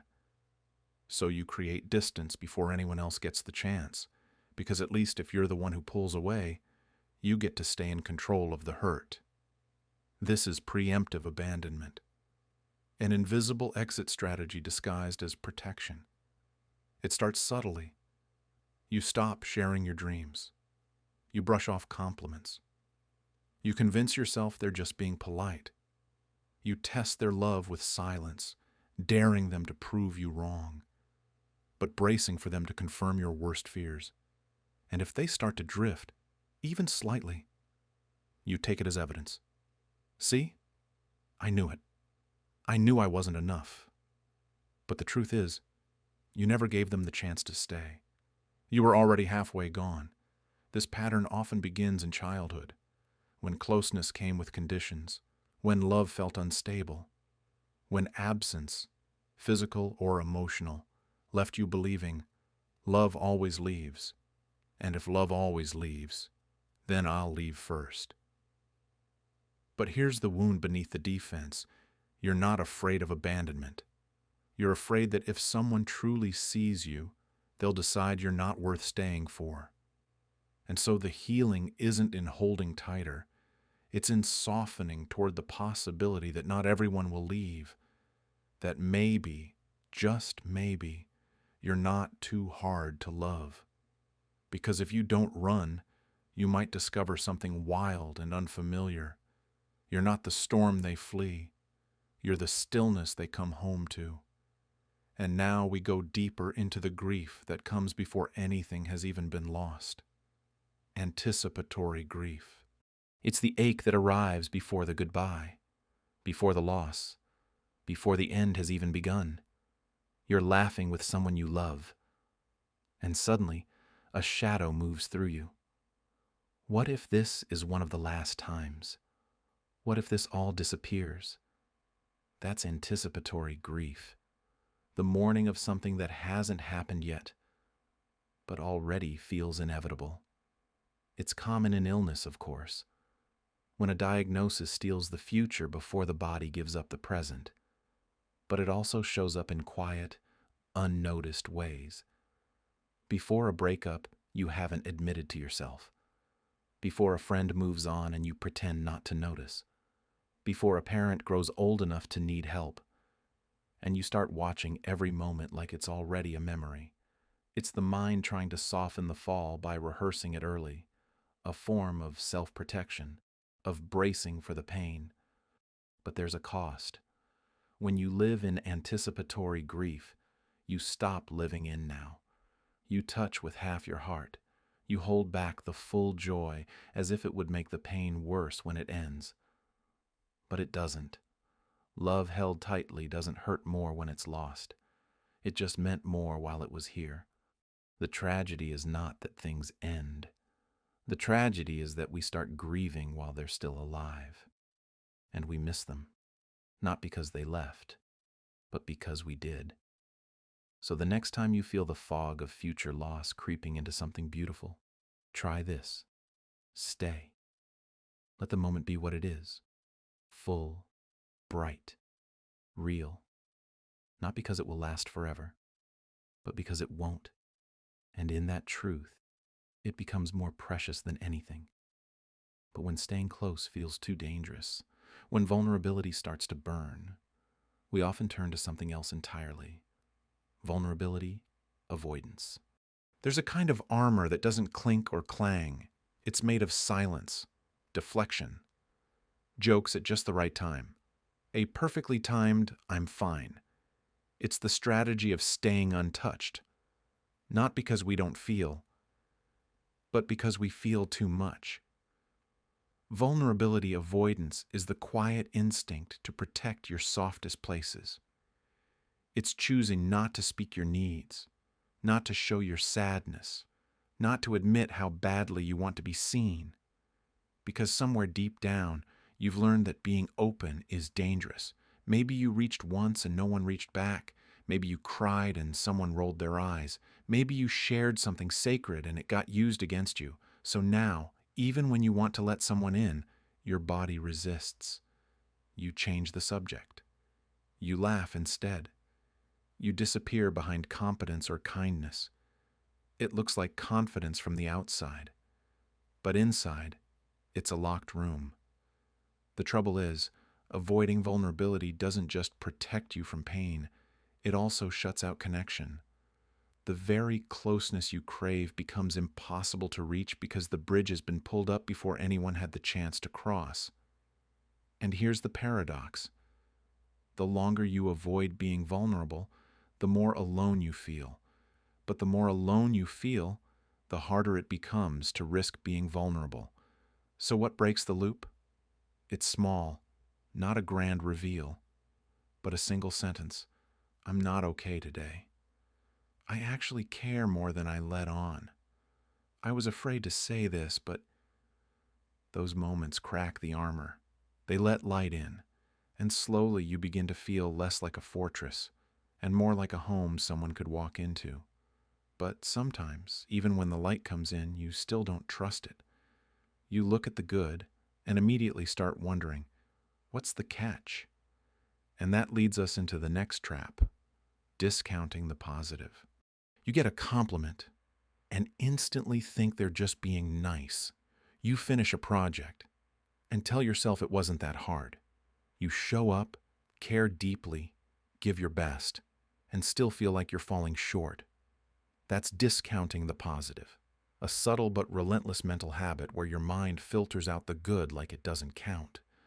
You might have grown up in an environment where praise was rare or came with conditions, where being modest was expected or where your successes were always compared to someone else's. Over time, you learn to distrust your own achievements, to scan for what's missing instead of what's here. You downplay wins, redirect compliments, and interpret kindness as obligation. Even joy becomes suspicious. It's a defense mechanism in disguise, because if you don't let the good in, you can't be hurt when it's taken away. If you don't believe the praise, you won't crumble when it stops. If you stay small, you can't disappoint anyone. But here's what that mindset quietly steals: satisfaction, pride, gratitude, connection, the felt sense of, I did that. And it matters. Discounting the positive doesn't make you humble. It makes you hungry, always reaching for something that was already in your hands. And here's the truth: acknowledging the good doesn't make you arrogant. It makes you whole. So tonight, notice what you've dismissed: the small efforts, the growth no one else sees, the way you keep showing up even tired. Let it count. Let it land. Let it be enough for a moment. Because if you can't see your progress, you'll always feel lost. But there's another reason we stay lost. Another layer that keeps us stuck in familiar pain. And it has everything to do with the story you keep telling yourself. Let's talk about the next trap: narrative rigidity. There's a story you tell about yourself, one that's been told so many times it doesn't feel like a story anymore. It feels like truth. Maybe it sounds like, I'm always the one who gets left. Nothing ever works out for me. I have to be strong for everyone. Or maybe it's quieter: I'm the fixer. I'm the broken one. I don't matter. Narrative rigidity is when that story becomes your cage. It's not that it started as a lie. In fact, it probably came from something real. A moment, a pattern, a wound. But over time, it hardened. It stopped evolving. And you started bending your life to fit the script. You ignore evidence that contradicts it. You sabotage the moments that don't match. You shrink yourself to stay consistent with a version of you that no longer fits, and maybe never did. Because here's the trap: we crave coherence. We'd rather feel right than free. We'd rather cling to a painful identity than face the disorientation of rewriting it. Even healing can feel threatening, because if you're no longer the victim, the outcast, the disappointment, then who are you? The rigid story protects you from uncertainty, but it also locks you out of possibility. You are not a single plot line. You are not the worst thing that happened to you. You are not a character someone else wrote. You are an unfinished story, with new chapters still waiting to be lived. So tonight, ask yourself this: what's the story you've been telling on repeat? And what would happen if you softened it? If you let it breathe? If you left room for something new? Because the next trap is what happens when your identity becomes too tangled in someone else's. And that's where we go next: enmeshment confusion. Sometimes the lines blur so completely, you forget where you end and someone else begins. Their needs become your duty, their moods your responsibility, their silence your fault. You become a mirror, not a person. This is enmeshment confusion, a psychological trap where your identity fuses with someone else's emotions, expectations, or pain. It often begins in childhood, where love may have been earned through caretaking, compliance, or emotional attunement. You learn to survive by disappearing, by tuning in so deeply to someone else that your own feelings became background noise. But this doesn't stay in childhood. It follows you into relationships, where you may confuse intensity for intimacy, where boundaries feel like betrayal, where someone else's chaos feels like your fault to fix. The trap is subtle. You don't feel controlled. You feel needed. And that feeling, being essential to someone's survival, can be intoxicating. But it comes at the cost of your own clarity. Over time, you might notice you don't know what you want. You can't tell if you're angry or if they are. You struggle to make decisions without their approval. You second-guess your own reality if it doesn't align with theirs. You become so entangled that detaching feels like abandonment, not self-preservation. Healing from enmeshment isn't about becoming distant. It's about becoming distinct, learning to feel your feelings, name your needs, and let others carry their own weight. Because closeness shouldn't cost you your selfhood. And once you start reclaiming your sense of I, you might notice something else hiding beneath the entanglement. A story that's become so fixed, so rehearsed, you didn't even realize it was keeping you stuck. That's where we're headed next. Narrative rigidity. There's a voice inside your mind that never seems to rest. It narrates your day, comments on your failures, questions your choices, rewrites your memories. It speaks with your accent, your vocabulary, even your emotions. But don't let that familiarity fool you, because that voice isn't necessarily you. It's a voice that formed itself from everything you've absorbed over the years. The way a parent looked disappointed when you cried, the tone your teacher used when you got the answer wrong, the silence of friends who once pulled away. It stitched itself together using fear, shame, caution, and pain, and it calls itself your conscience. But in reality, it's more like an old cassette tape on loop. It says, "You're not ready, even when you are. You always mess things up, even when you succeed. You don't belong here, even when you're right where you need to be. And what's worse, you believe it. Not because it's convincing, but because it never stops talking long enough for you to notice how often it lies. But here's the thing. You are not the voice. You are the one hearing it, the observer, the witness, the quiet space behind the noise. The voice is just an echo, a product of old conditioning, outdated scripts, and distorted self-perception. It isn't objective. It isn't neutral. It isn't even fully yours, and yet it controls so much. The risks you never take, the compliments you brush off, the comfort you never let yourself fully feel. The first step in softening its power is to notice it, to name it, to separate yourself from its rhythm and remember this. Just because something is said in your head doesn't mean it's worth believing. So the next time that voice whispers, "Who do you think you are?" answer with something different, something truer, something quieter than doubt and louder than shame. Because here's the paradox. Silencing the voice doesn't come from fighting it. It comes from recognizing it and choosing not to answer. And that leads us gently into a deeper truth, one that's even harder to accept. The inner critic isn't always yours.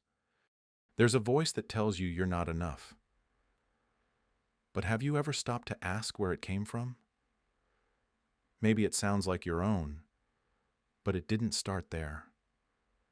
Maybe it first arrived in the glare of a parent who only praised achievement, or the teacher who measured your worth by grades, or the silence that followed when you spoke up and someone laughed. At some point, that voice wasn't internal. It was external. And it was planted in you before you had the tools to protect yourself from it. We grow up absorbing judgments like sponges. We learn that love is conditional, praise is earned, and softness is dangerous.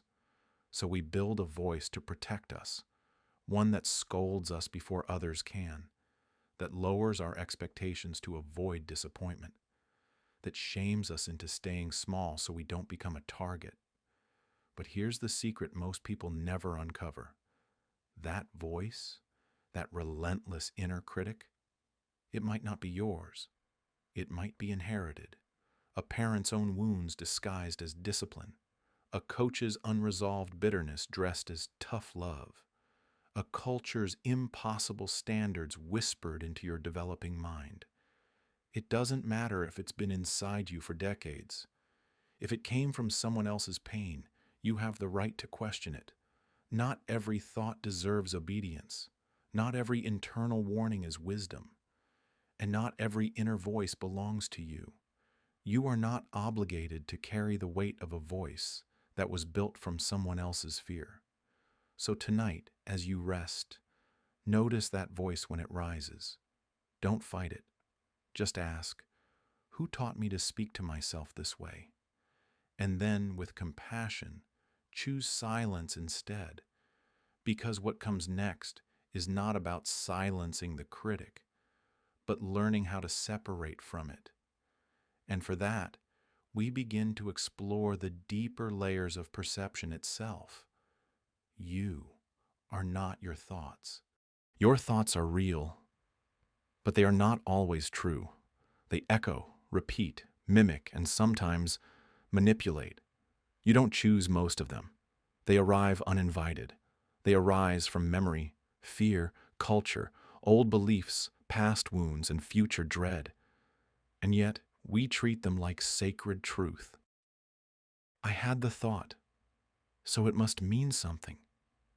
But thoughts are not verdicts. They are not prophecies. They are not instructions. They are not reflections of your worth. They are just stories, some helpful, some cruel, some rooted in yesterday's pain, some designed only to keep you safe by keeping you small. When you lie awake at night and your mind spins a worst-case scenario, is that wisdom? Or is it an overactive alarm system built by years of learned fear? When a sudden shame-filled memory surfaces, is that insight? Or is it a loop that your mind can't stop playing because it hasn't yet felt safe enough to release it? You are not the thought that says you'll fail.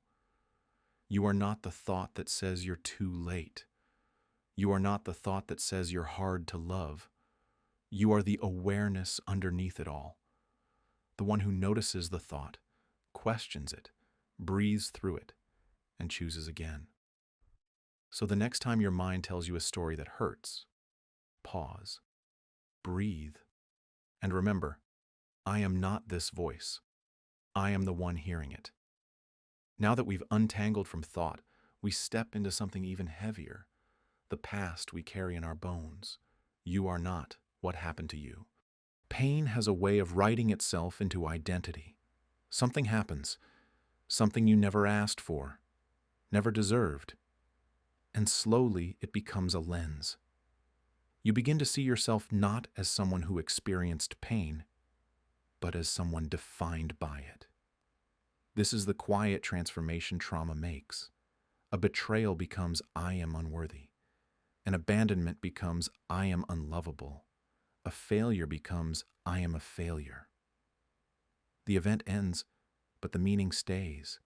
And because the meaning stays, the pain does too. Not in its original form, but in the way you see yourself, the way you expect others to treat you, the way you preemptively hide, perform, or please to avoid ever being hurt that way again. But listen closely. You are not the story your wounds have written. You are not the memory that flashes without warning. You are not the way they treated you. You are not the version of yourself that survived what they did. You are the breath that keeps going, the presence that notices, the heart that still longs to love. Healing doesn't mean forgetting what happened. It means loosening its grip on who you think you are. Because if you are not what happened to you, then you are something far more powerful. You are who you choose to become in its aftermath. And from here, we turn inward again.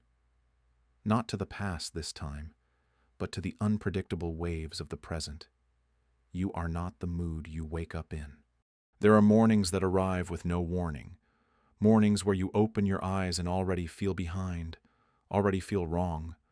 No thoughts yet, no alarms blaring. Just a heaviness, as if your soul remembered something your mind hasn't caught up to.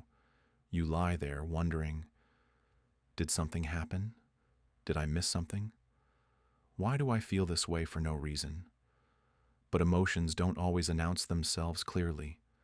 They drift in like fog. They rest on your chest before you take your first breath of the day. And the most dangerous lie your mind tells you in these moments is this: this is who I am. This is proof something's wrong with me. This is how today will go. But you are not the mood you wake up in. You are not your first thought. You are not your first fear. You are not the chemistry of your brain, the weight in your chest, or the sharpness of your breath. You are the observer, the witness, the space that holds all of it without becoming it. Sometimes your body remembers before your mind does. Sometimes emotions from yesterday or years ago resurface without context. Sometimes sleep doesn't erase what it needed to. But moods are weather. They shift. They pass. And just because a cloud arrives doesn't mean the sun is gone. Instead of trying to decode every feeling, you can let it be. You can feel sad without being sadness. You can feel anxious without becoming anxiety. You can feel lost without being lost. Let yourself wake up without judgment. Let your feelings have their moment, and trust that they do not define the day ahead or the person you are. Because beneath the mood, beneath the waves, you are still there, unchanged, steady, breathing. And as that breath grounds you, you'll find the courage to ask the question that brings us to the next truth. You are not what you had to become. Survival shapes us in ways we rarely recognize until years have passed. You adapt, you mold, you harden. Not because it felt right, but because it was necessary. You became the quiet one, the reliable one, the strong one, the one who never cried. You became the fixer, the pleaser, the overachiever, the ghost. You learned to shrink, to perform, to hide, to endure. Because in certain rooms, there was no space to simply be. But here's the hard truth. When you spend too long in survival mode, it becomes an identity. You forget it was ever temporary. You forget that these versions of you weren't who you are, but who you had to be, to stay safe, to be loved, to belong, or simply to get through the day.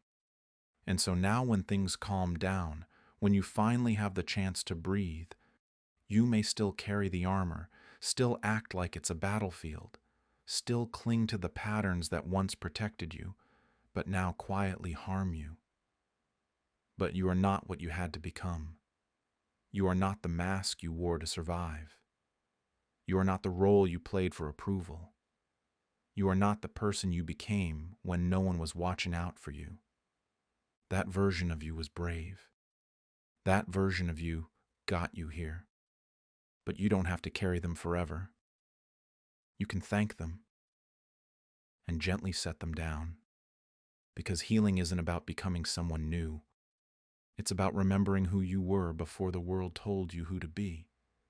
And the closer you get to that truth, the more you'll realize something deeper still. You are not what others remember.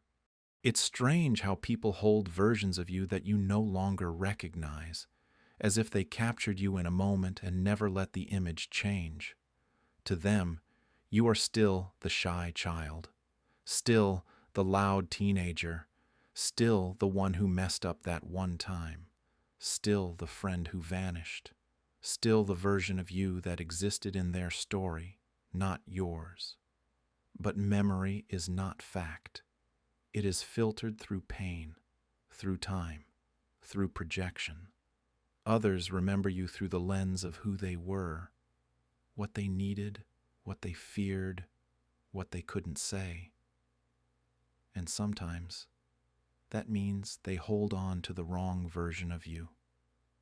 They might remember your silence as disinterest when it was actually fear. They might recall your distance as coldness when you were drowning in things you couldn't speak aloud. They might describe you in words that no longer fit, or never really did. And if you're not careful, you start to believe them. You begin to carry their memory of you like a mirror, until your reflection no longer feels like your own. But you are not what others remember. You are not their incomplete stories. You are not the character they cast you as in the play of their own understanding. You are not frozen in their past. You are growing, becoming, shedding, and rewriting your own memory through the way you show up now. So even if they never see who you are today, even if they cling to a version of you that's long gone, you don't have to. You are not required to stay small just because someone else refuses to see your growth. Because what matters isn't what they remember. It's what you now believe. And as that truth takes root, you begin to feel something unfamiliar, yet deeply needed. You are not the role you had to play. There are parts of you that were never really you. They were survival. They were expectation. They were armor. Maybe you were the fixer, the golden child, the caretaker, the strong one, the silent one, the clown who made everyone laugh so they wouldn't cry, or the achiever who kept performing so no one could see how lost you were. And maybe you got really good at it, so good that people praised you for it, so good that you started to forget it was a role, not your identity. But here's the quiet truth beneath all of that. You were adapting. You were finding a way to belong, to stay safe, to avoid the punishment of being fully, inconveniently human. You wore the mask because it worked, because it made things easier, or at least safer. But eventually, the mask gets heavy, the script gets exhausting, and the person behind the performance starts to wonder if they've disappeared. You are not the role you had to play, not the perfection, not the sacrifice, not the smile that hid the pain. Those were responses, not your soul. You're allowed to put the role down now, to be messy, to not have the answer, to need help, to change your mind, to rewrite the script with your real voice in the lead. And in that quiet, terrifying freedom, something softer begins to emerge. The beginning of someone new, or maybe the first glimpse of who you've always been. And as that person steps forward, we arrive at a final place of truth, a truth that waits patiently at the edge of all your unlearning. You are not what you were taught to fear. There are fears that come from experience, and then there are fears we inherit, passed down not in words, but in the way voices tightened when certain subjects came up, in the way eyes flickered with unease, in the warnings that felt like protection but settled into your bones like rules. You were taught to fear failure, as if falling meant you were unworthy of trying again. You were taught to fear success, because standing out might invite judgment, jealousy, or abandonment. You were taught to fear vulnerability, because openness had once led to pain, and someone else's fear made them teach you to close. Maybe they feared the world would punish you for being too soft, too wild, too expressive, too curious, too much. And so you internalized their caution, mistaking it for wisdom. You tiptoed through your life like someone who'd been told the floor might collapse beneath them. But you were not born with these fears. They were programmed into you, layer by layer, through culture, caretakers, religion, trauma, until eventually you couldn't tell where their fear ended and your identity began. That fear became a filter. You didn't chase dreams because they looked too risky. You didn't speak up because being invisible felt safer. You didn't let love in because love once meant control. But here's the truth they never told you. Fear doesn't always mean stop. Sometimes it means you're standing at the edge of expansion. The things you were taught to fear, your truth, your power, your voice, were never the danger. The real danger was never realizing they'd stolen your map and replaced it with theirs. You are not what they feared would happen to you. You are not the limits they tried to place around your potential. You are not the consequences they imagined. You are not what you were taught to fear. And now that you see that clearly, you don't have to carry it anymore. You can take off the armor. You can rewrite the story. Because what comes next isn't a reaction. It's a reclamation. And that brings us here, to the most sacred of all illusions, the one we save for last. You are free to begin again. No matter how far you've wandered, no matter how long you've felt stuck, broken, or behind, there is still a door, quiet, unassuming, waiting for you to notice. It doesn't ask where you've been. It doesn't care how many times you've tried and fallen. It simply says, you can begin here. Now, not because you've earned it, not because you've fixed everything, but because you are human, and that's always been enough. You don't need to be a perfect version of yourself to start again. You don't need to finish healing before choosing peace. You just need a small willingness to stop fighting yourself, to loosen your grip, to exhale. Maybe life has chipped away at you. Maybe it's rewritten your name in pain. But beneath all the noise, there is still a soft, untouched part of you that knows how to try again with gentleness instead of force.